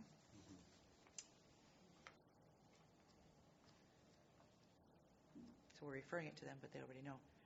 Director Lee. In support of Director Beamish, on page 116, it goes a little further to say to protect from impacts. Sorry, it's 116 about the fourth paragraph down. To protect from impacts of sediment, turbidity, and pathogens. I don't know if we wanted to add that or we just leave it general.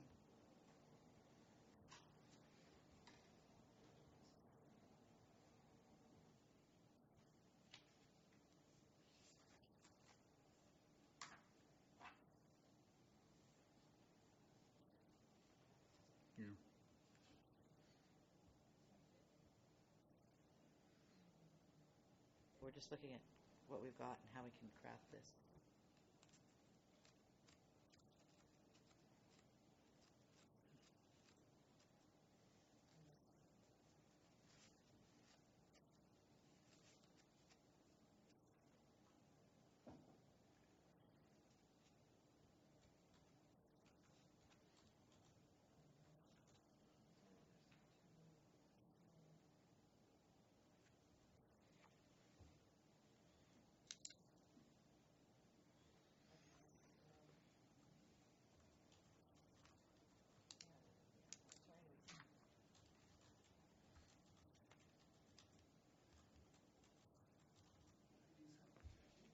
No, we're just trying to see how we can fit it together with what we have there, that's all.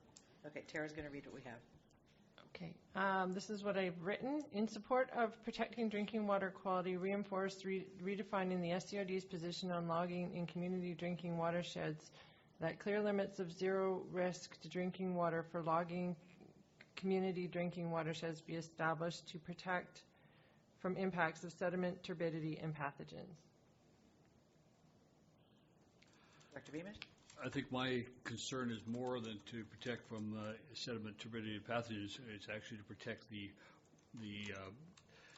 watershed itself, the volume of water that's available in the long term. So it may be dirty water, but we can clean it, but we need to have the water. So I think I agree with the change, but I think I also want to emphasize that we want to protect the water supply in addition to the quality of the water. So the initial one was established for logging, so clear limits of zero risk to drinking water established for logging community drinking watersheds. That to me encompassed everything in there. So it could be including those other factors, but sediment, turbidity, and pathogens. Director Pratt? I guess I have a question on, because I completely agree our watersheds need to be protected, but I'm just wondering what recourse do we have when these recommendations are not followed? And I'm thinking back to last week when we flew over Chapman, and there's one section that has been logged, and there's maybe one or two trees between the edge of the logging and the watershed, and it has just been recently logged. And you remember I was looking through my phone to see if I had the picture of that. Is there any recourse? We can ask for this all we want, we can demand, but it's already not happening. And I don't know, it just feels like some of this is falling on deaf ears. So maybe that's a question for staff.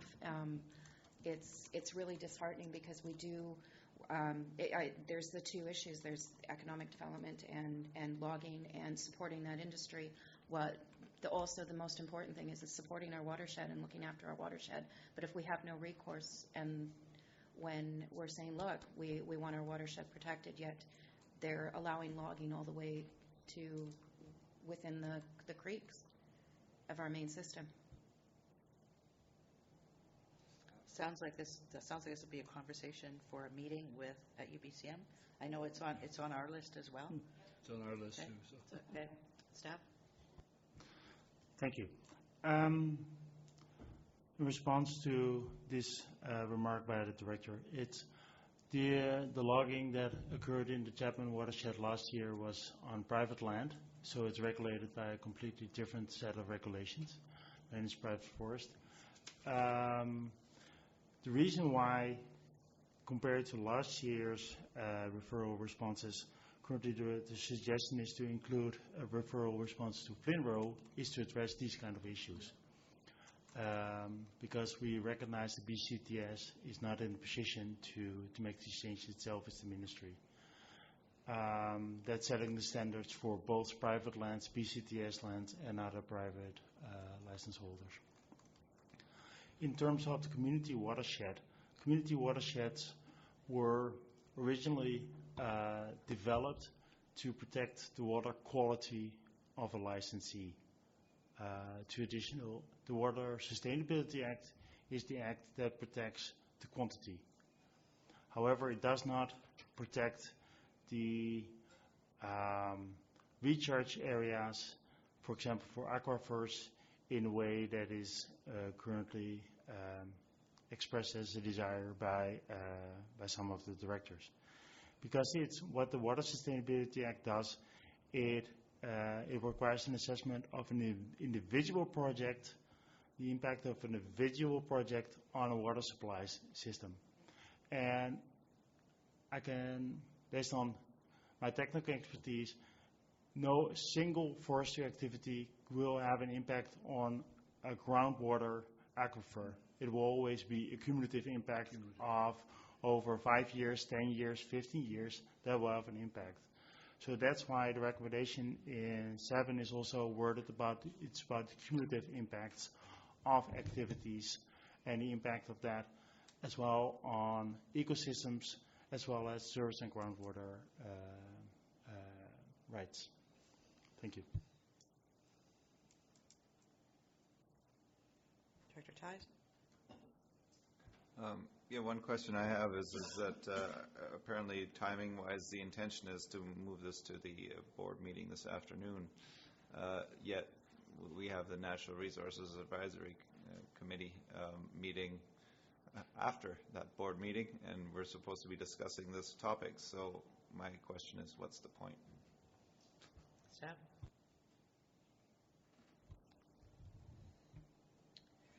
Our practice with BCTS has been to ensure that advisory committees all have a chance to respond.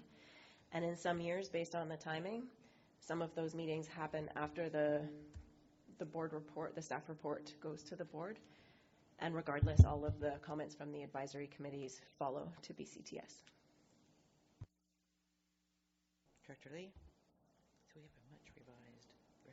I would believe it would be appropriate to say that Area A residents understand that there will be some logging in the watershed, and in order to get a reasonable plan to protect it as much as you can, that it's appropriate to work with the companies and have a long-term plan to mitigate, to mitigate damage. So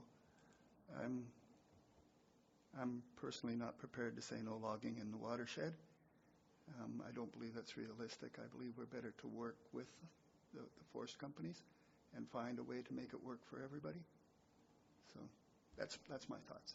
Okay, so I've just asked Tara to print out this motion, these recommendations, because we've made a lot of changes, so we can review them before we actually vote on this.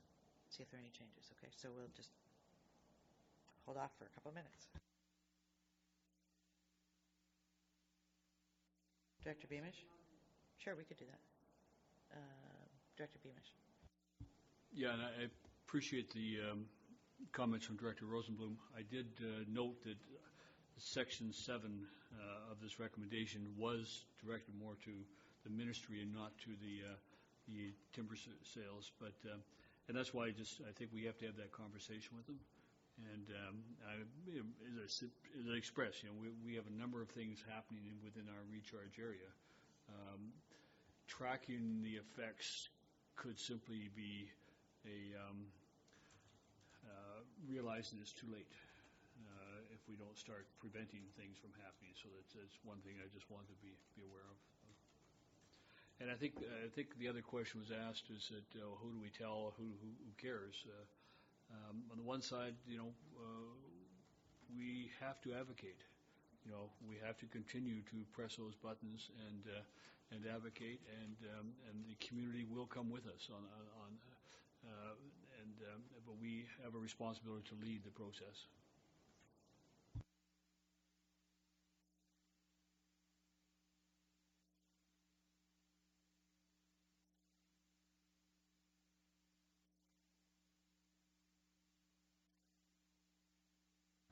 Okay, and I'm just told Director McMahon's is not in there yet because she just got it. Yeah, pass them out and we'll add that in then too. Perfect.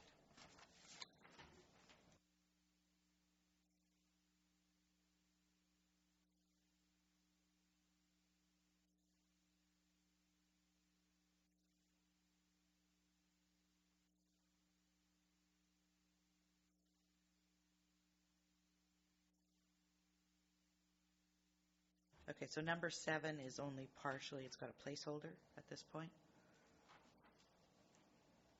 And Tara does have the wording now. So we can. That's fine. And we could discuss whether it would be more appropriately number 7 or whether the question should be actually addressed to FLNRO.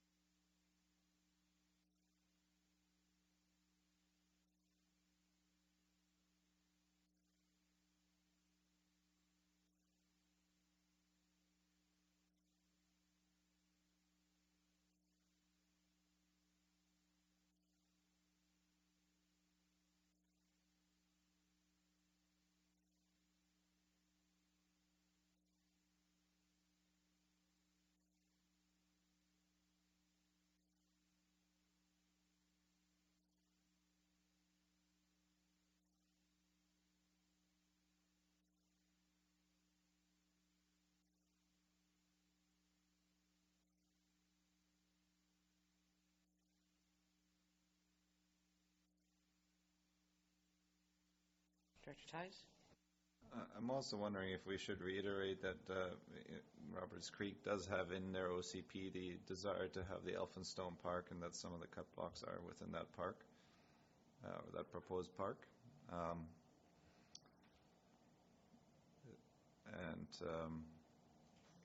sure they're very aware of it already, but I'm wondering whether we should reiterate.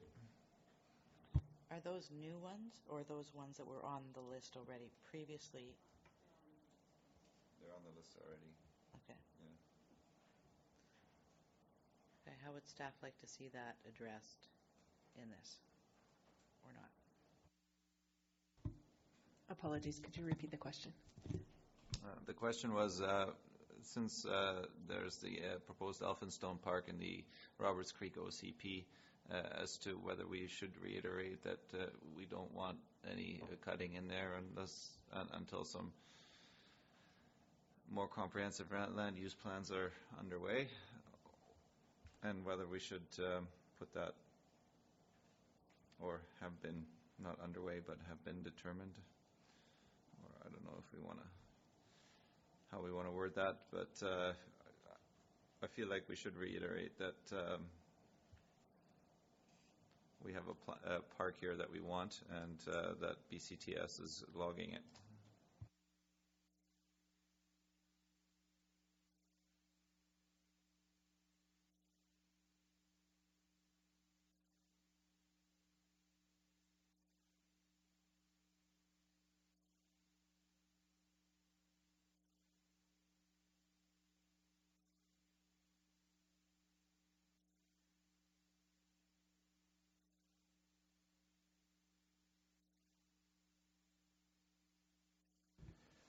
Thank you for the question, Chair. Staff are just referring to prior correspondence received from Minister Donaldson as referenced briefly on page 116 of the report, which staff observes covers at least some of the same point. If the committee would like to reiterate the point, a motion could be added.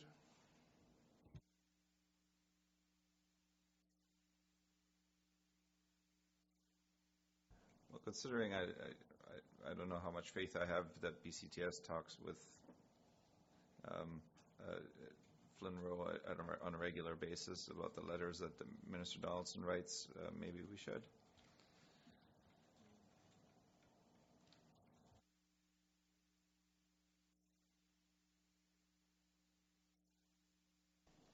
So what would you like to say, and where would you like to put it?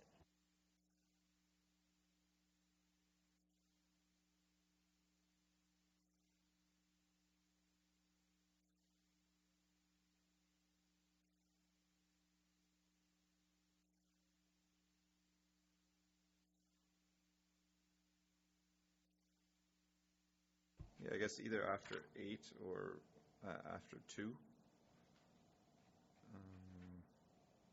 Or after 3, I guess. The Roberts Creek official community plan has the proposed Elphinstone Park with, and well, I'm really bad at doing this on the fly, so. If you look at the way this is drafted, the first 7 of them, the first 6 of them actually, are all with regards to Egmont area. Right? They're all, that's Suncoaster Trail, Sunshine Coast Trail Society, Egmont Community, forestry around the Suncoaster Trail, community trails, species at risk around North Lake, etc. Right? They're all around the north part. So it would almost have to be, we'd almost have to redraft this somehow.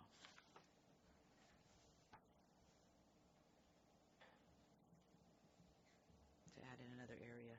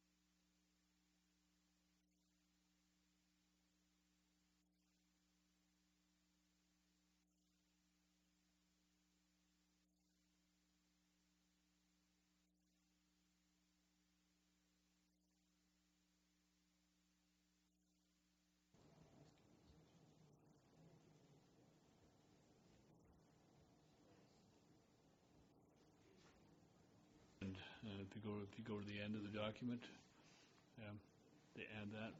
The report, not just the recommendations. Okay, staff, do you want to respond to that?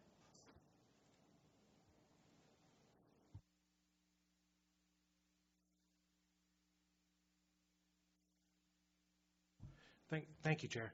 The recommendation was framed because of comments specific to the Egmont blocks, but certainly appropriate to add Squamish Nation. Thank you. Thank you. So that would be in the last and that we add the Squamish Nation also be referred the report. All right, have we covered off everything? We will take out the number 2 that's in there, the placeholder, so it'll be renumbered slightly. Other than that, we've covered off everybody's bits and pieces. Thank you, staff, for your patience. All right, so we have this recommendation. Would someone like to move this recommendation? Moved and seconded. No more comments? Please? All those in favor? Thank you very much.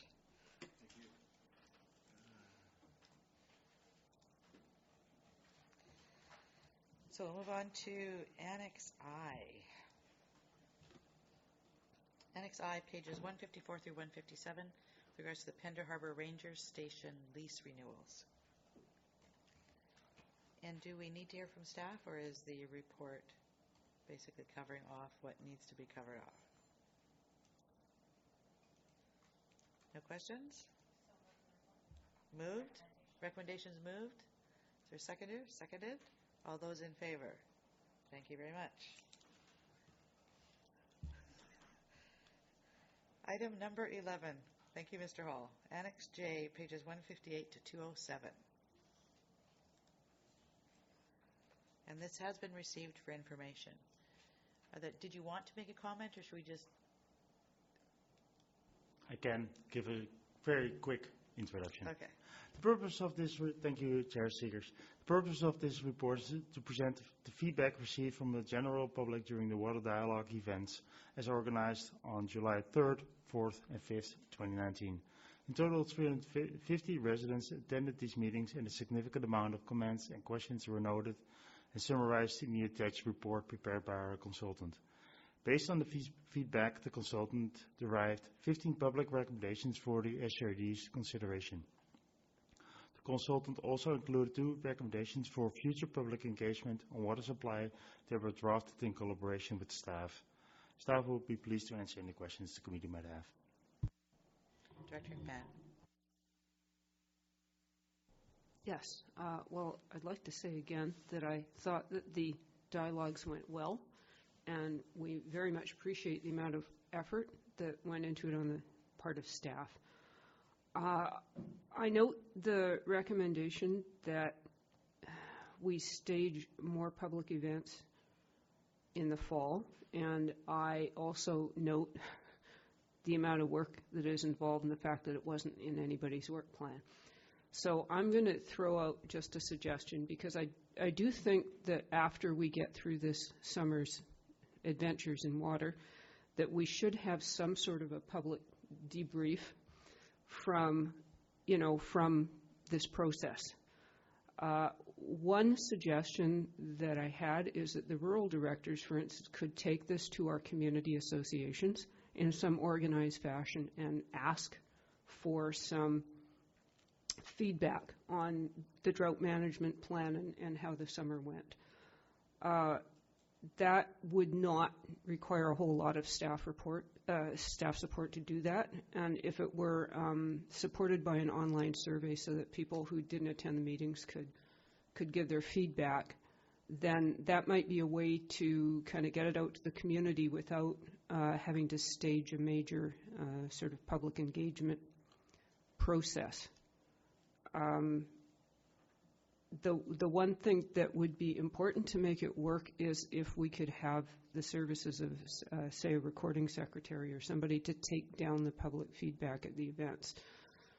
So that is my suggestion for something that we could do this fall. And in reference to deferring the water summit, I think that makes a lot of sense.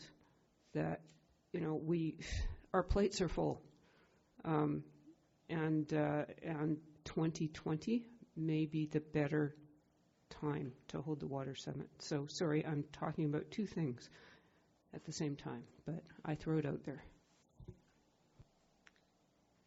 I'm going to comment on that before we go to staff. I think that's a great idea that, we take the lead. I mean, I can do that with, our staff and our, counselors and stuff with our community as well. Looking at that, we would need to do some prep now with our community associations to let them know that we will be coming to them for feedback in the fall and what type of feedback we're going to be looking for, so that we don't come to them in the fall and they go, well, I didn't know about this, and so I haven't been gathering this information, right? So we're going to need to do some upfront work with them around that to make that meaningful. I don't know what that looks like. Okay, I'll turn to staff for a minute. Thank you. Staff, if the board, the committee decides that they would like to organize events, and the board finally approves that, staff will be able to rearrange some. Staff think that they can rearrange how we make it happen, and we will be prepared to prepare a report for July ASC on how that could look like. And that report then can include some more information on how we can communicate now to the community associations about that we're coming later, and to request input. Right. I think what we're looking for is for them to have an avenue to provide information, but also to help inform, you and your department for down the road, right? So you want to look at it from your perspective. What type of information would be meaningful to gather as well? And do you want a recommendation or something about that, or? I think a recommendation of the nature that staff report back on with the proposal and resource implications of drought management 2019 debrief sessions in the fall with community associations. You'd like to move that? Yep. Is there a seconder? Second comment? Well, just that Area F has, as far as I know, a minimum of 6 community associations. I don't even think I found them all yet. Yes. The islands, yeah. So it's not quite as straightforward. And how people are dealing with the drought, what I saw, the water dialogues, I'm going to call it, there is a momentum of trust building, and it's this connecting of dots.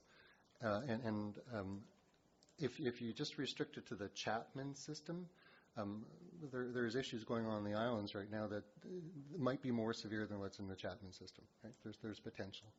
So how do you include those other people who live in these areas? And so I'm not just, you have to expand it beyond. So the online survey is, I'm very much in favor of that kind of an outreach, but not just to think that the community associations, and they only represent a small proportion of the population.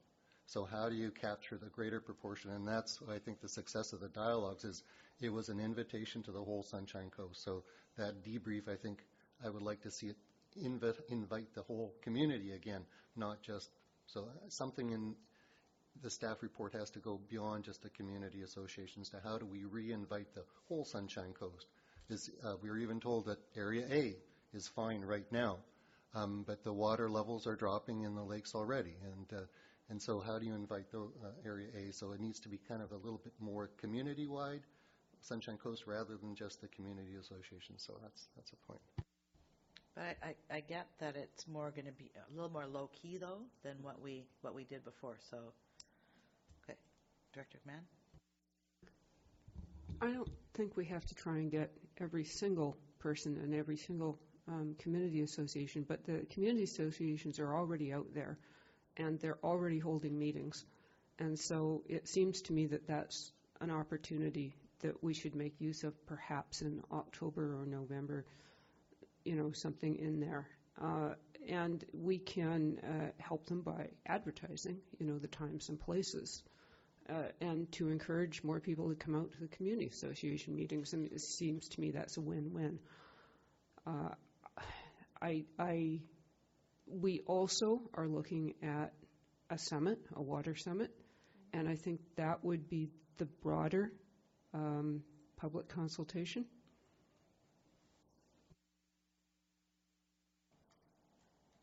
So we have a recommendation on the floor. Could we have you repeat what it is? Thank you, Chair Seegers. And that staff report to July 2019 Infrastructure Services Committee meeting with a proposal and the resource implications of providing 2019 drought management debriefs to community associations in the third quarter of 2019.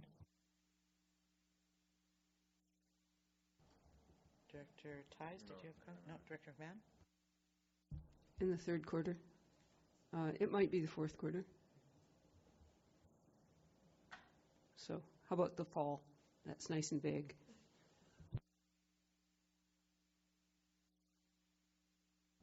Okay, any other comments or questions on the recommendation that's on the floor? All those in favor? Thank you. One of the ones that this is a question to staff around the impact. I mean, what you're indicating, we know we dumped a lot on you for these water dialogues. It took you off of your normal work plan, and it created a lot more work. We recognize that, and I think it's been very beneficial with the community, right? So thank you for all you did. Given that, we are talking about an AAP coming up. With the timing, are we going to need to do consultation, outreach to the community this fall yet, or would that be over into the spring?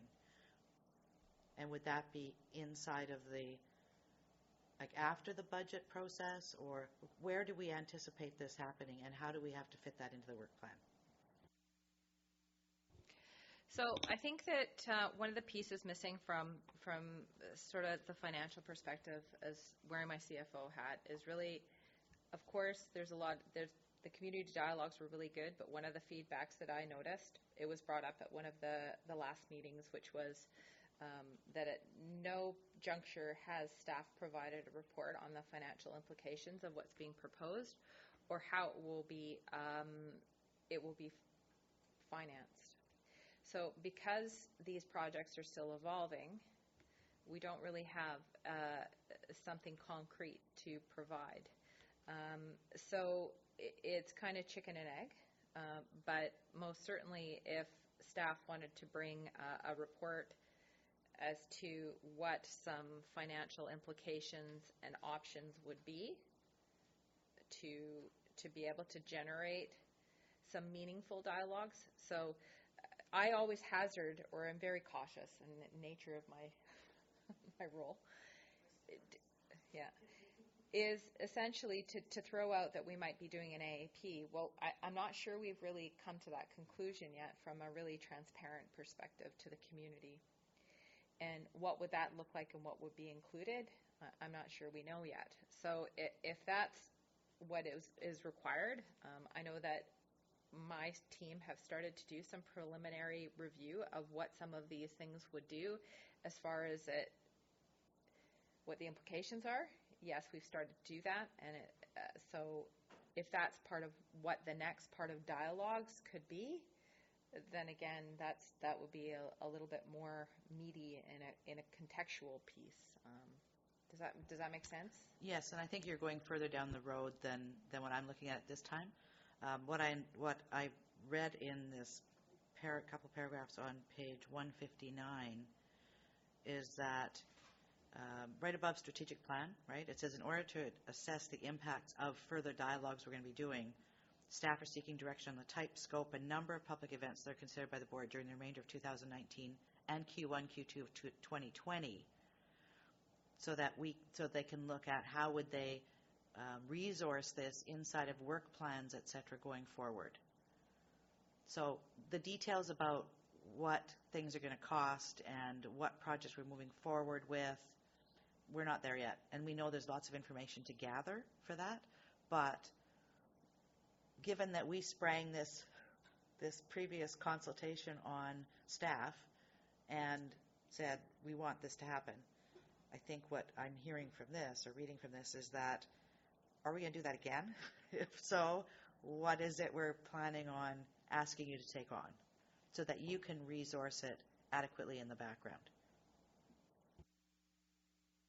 Just so we understand, so there's already a motion to provide a report for July regarding a certain box, but if there's more of an ongoing desire to do these types of things, which there have been in the past, what will be the resource and work plan implications and financial implications?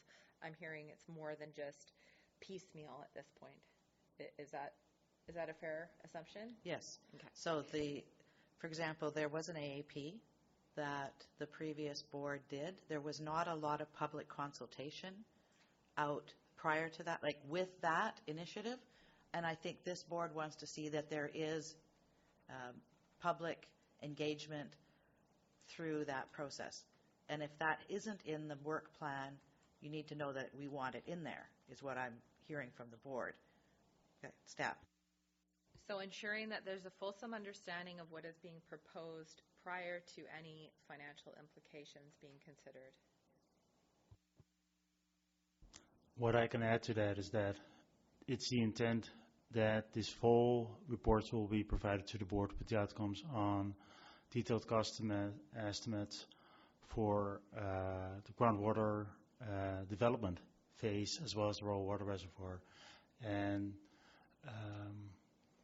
what I could include in the report to be brought forward to July IC is engagement sessions to discuss those, including the financial consequences of that prior to going to any AAP. Perfect. Director McMahon. Yes, I would appreciate understanding the timeline of when various decisions are going to be coming to us so that we can fit all this together, because holding a water summit only makes sense if it's in the correct order of the decisions that are coming to the board. I'm not crazy about the idea of having the water summit as a project for a future water governance body that doesn't yet exist. I think we can't commit a non-existent body to do something, and if we want to do it, then we better do it ourselves. So a timeline of the crucial decisions for water coming up would be really helpful.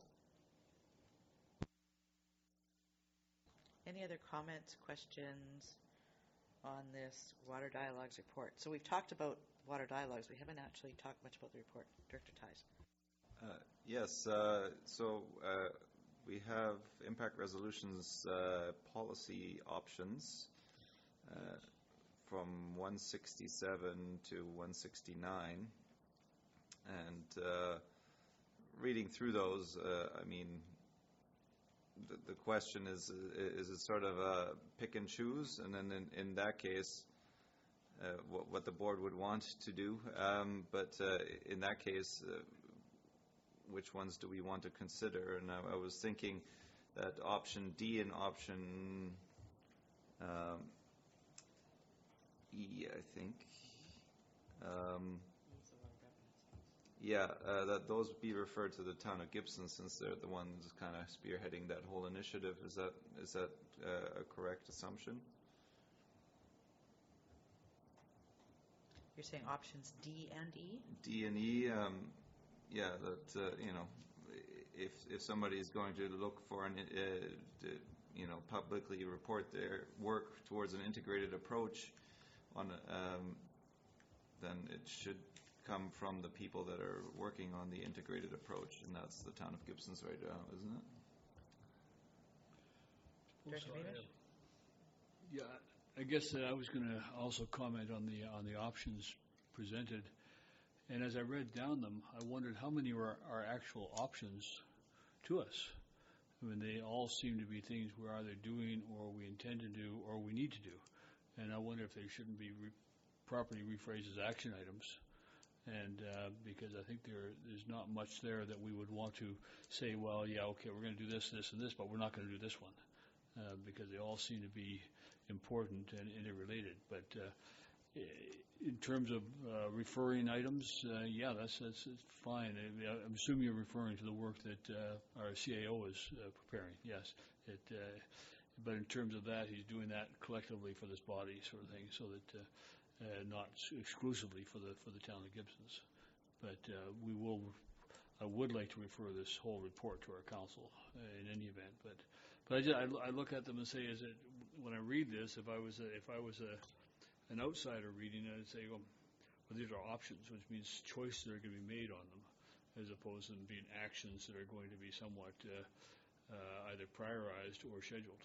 And I think that some of the things we're already doing, and I just.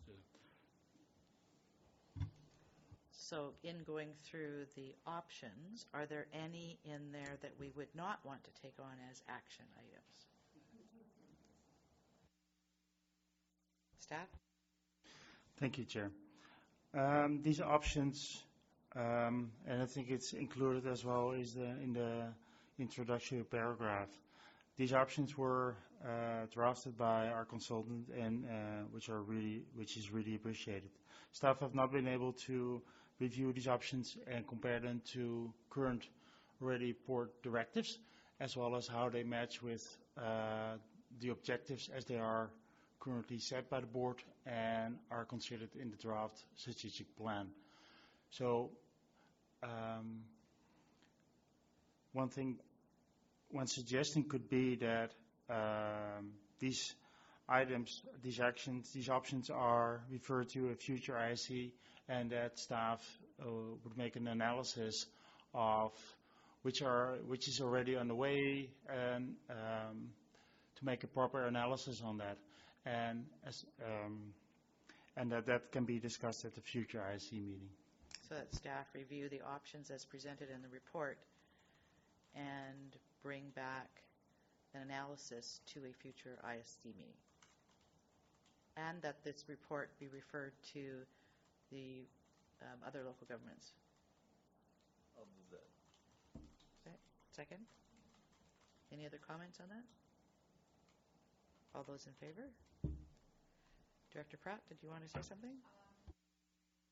I was just going to say, generally, I think there's a number of these things that we are already doing, so it'll be good to have the analysis of where the synergies are already happening and where there is opportunities for us to actually maybe put more policy structure in place or provide more board direction for staff, so we have that new integrated approach. Thank you. Thank you.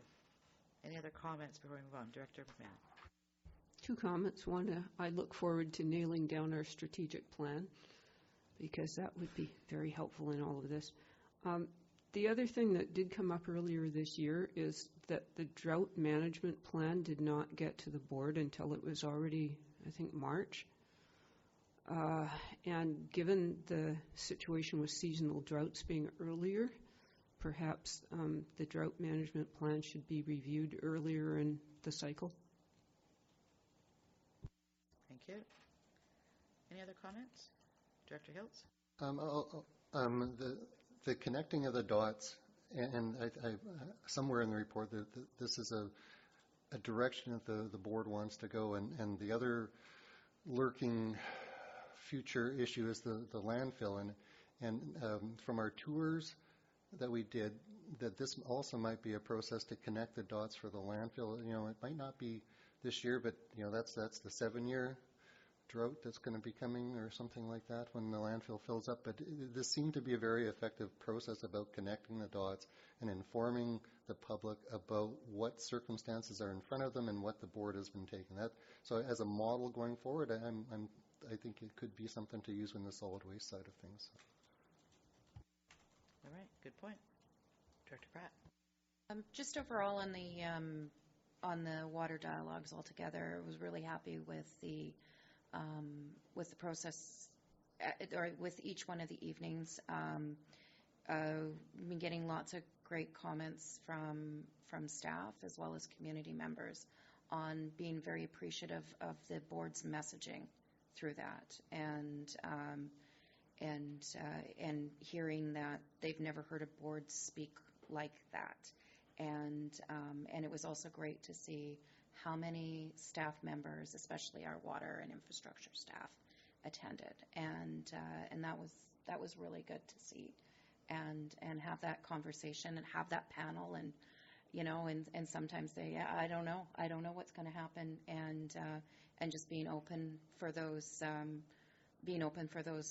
questions, and really that kind of the team atmosphere. So I'm happy with overall how everything went. So,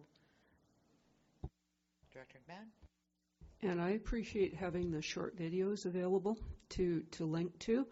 A video of the entire evening would have been daunting. Most people don't want to watch 2 hours of video, but having the board's presentation and staff's presentation as videos that I can put in my newsletter and so forth is just great. Thank you. Any other comments? Thank you again. Next item. Water Sustainability Fund request for support, number 12, Annex K, pages 208 to 210. And Angie, did you want to speak to this one briefly? Thank you. So a request was received to provide a submission to the provincial budget consultation process for 2020 to support the creation of a water sustainability fund. And the intent of the fund is to provide some stable source of funding to help communities respond to water pressures. Letter of support would also support a 2018 SCRD sponsored and endorsed UBCM resolution advocating for support for local watershed governance entities. And there is a letter in as attachment A. One minor change to the first sentence in the letter. Instead of waiting, it would be writing. Okay? Yes. Would some? Yes. So there are two recommendations: that the Sunshine Coast Regional District submit comments supporting the Water Sustainability Fund by June 28th deadline, and for this recommendation be forwarded to the June 27th regular board meeting. Moved, seconded, all in favor? Thank you. And we're moving to Annex L, resolution to restore provincial support for libraries. And turn over to Tina for that. Yes, thank you, Chair. So this particular correspondence came in from the City of Victoria, and a subsequent letter was followed by the Gibsons and District Library. I believe, too, that there was a letter circulating from the Seashell Library in similar nature, but at the time of the production of agenda, we weren't able to put it on here. So there's obviously an active movement in regards to wanting to revisit this at UBCM, so it's here for the board's consideration. Okay, and is there any actions that we'd like to take at this time, or are we going to just follow up? It's coming up at UBCM, it sounds like.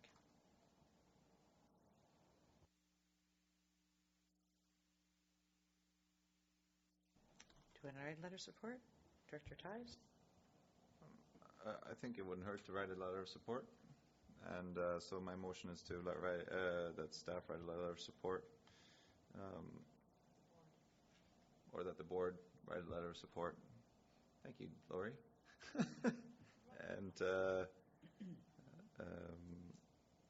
with similar wording as the one from the City of Victoria. And that it be forwarded to the board meeting today? The resolution be forwarded to the board? Sure. In fact, I don't think we need to do it today. So the next board meeting would be fine. It would go to the Minister of Education and the Premier to remind them that they need to provide better support for public libraries, and it can go to a future board meeting. Okay. So we have a recommendation that the board write a letter of support and that be sent to UBCM, the Premier, and with Minister of Education in support of library funding. And is there a seconder? Second. Any other comments, discussion?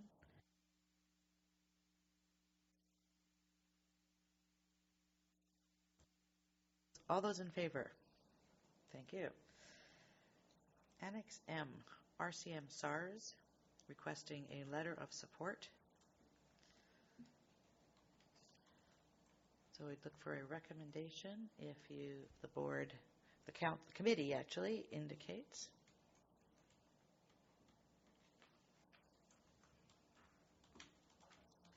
Make the motion that we draft and send a letter of support to RCM SARS. And do we know timing on this? I believe.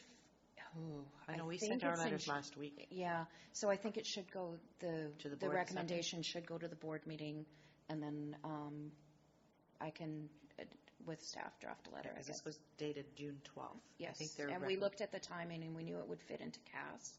Okay. So, but I can't remember. I have it in another email what the timing is on it. So. I think it actually was the beginning of July, because I think I asked. Okay. So you have a recommendation? That we do a letter of support and forward it to the board this afternoon? Okay. Moved, and is there a seconder? Seconded? All in favor? Thank you. I think that's our last agenda item, unless there's any new business to come forward. No. Motion to adjourn. Moved, seconded, all in favor. Thank you. And any questions? Connie. I was wondering if the report for the impact resolutions dated June 20th is the final report. Is this the final report? What's the final report? Yes, it's final report. I did a cursory review and found 4 typos. I think it's okay. I think it's because of our quick turnaround that we're trying to move things forward that quickly. Yes. Thank you. Any other questions? Yes?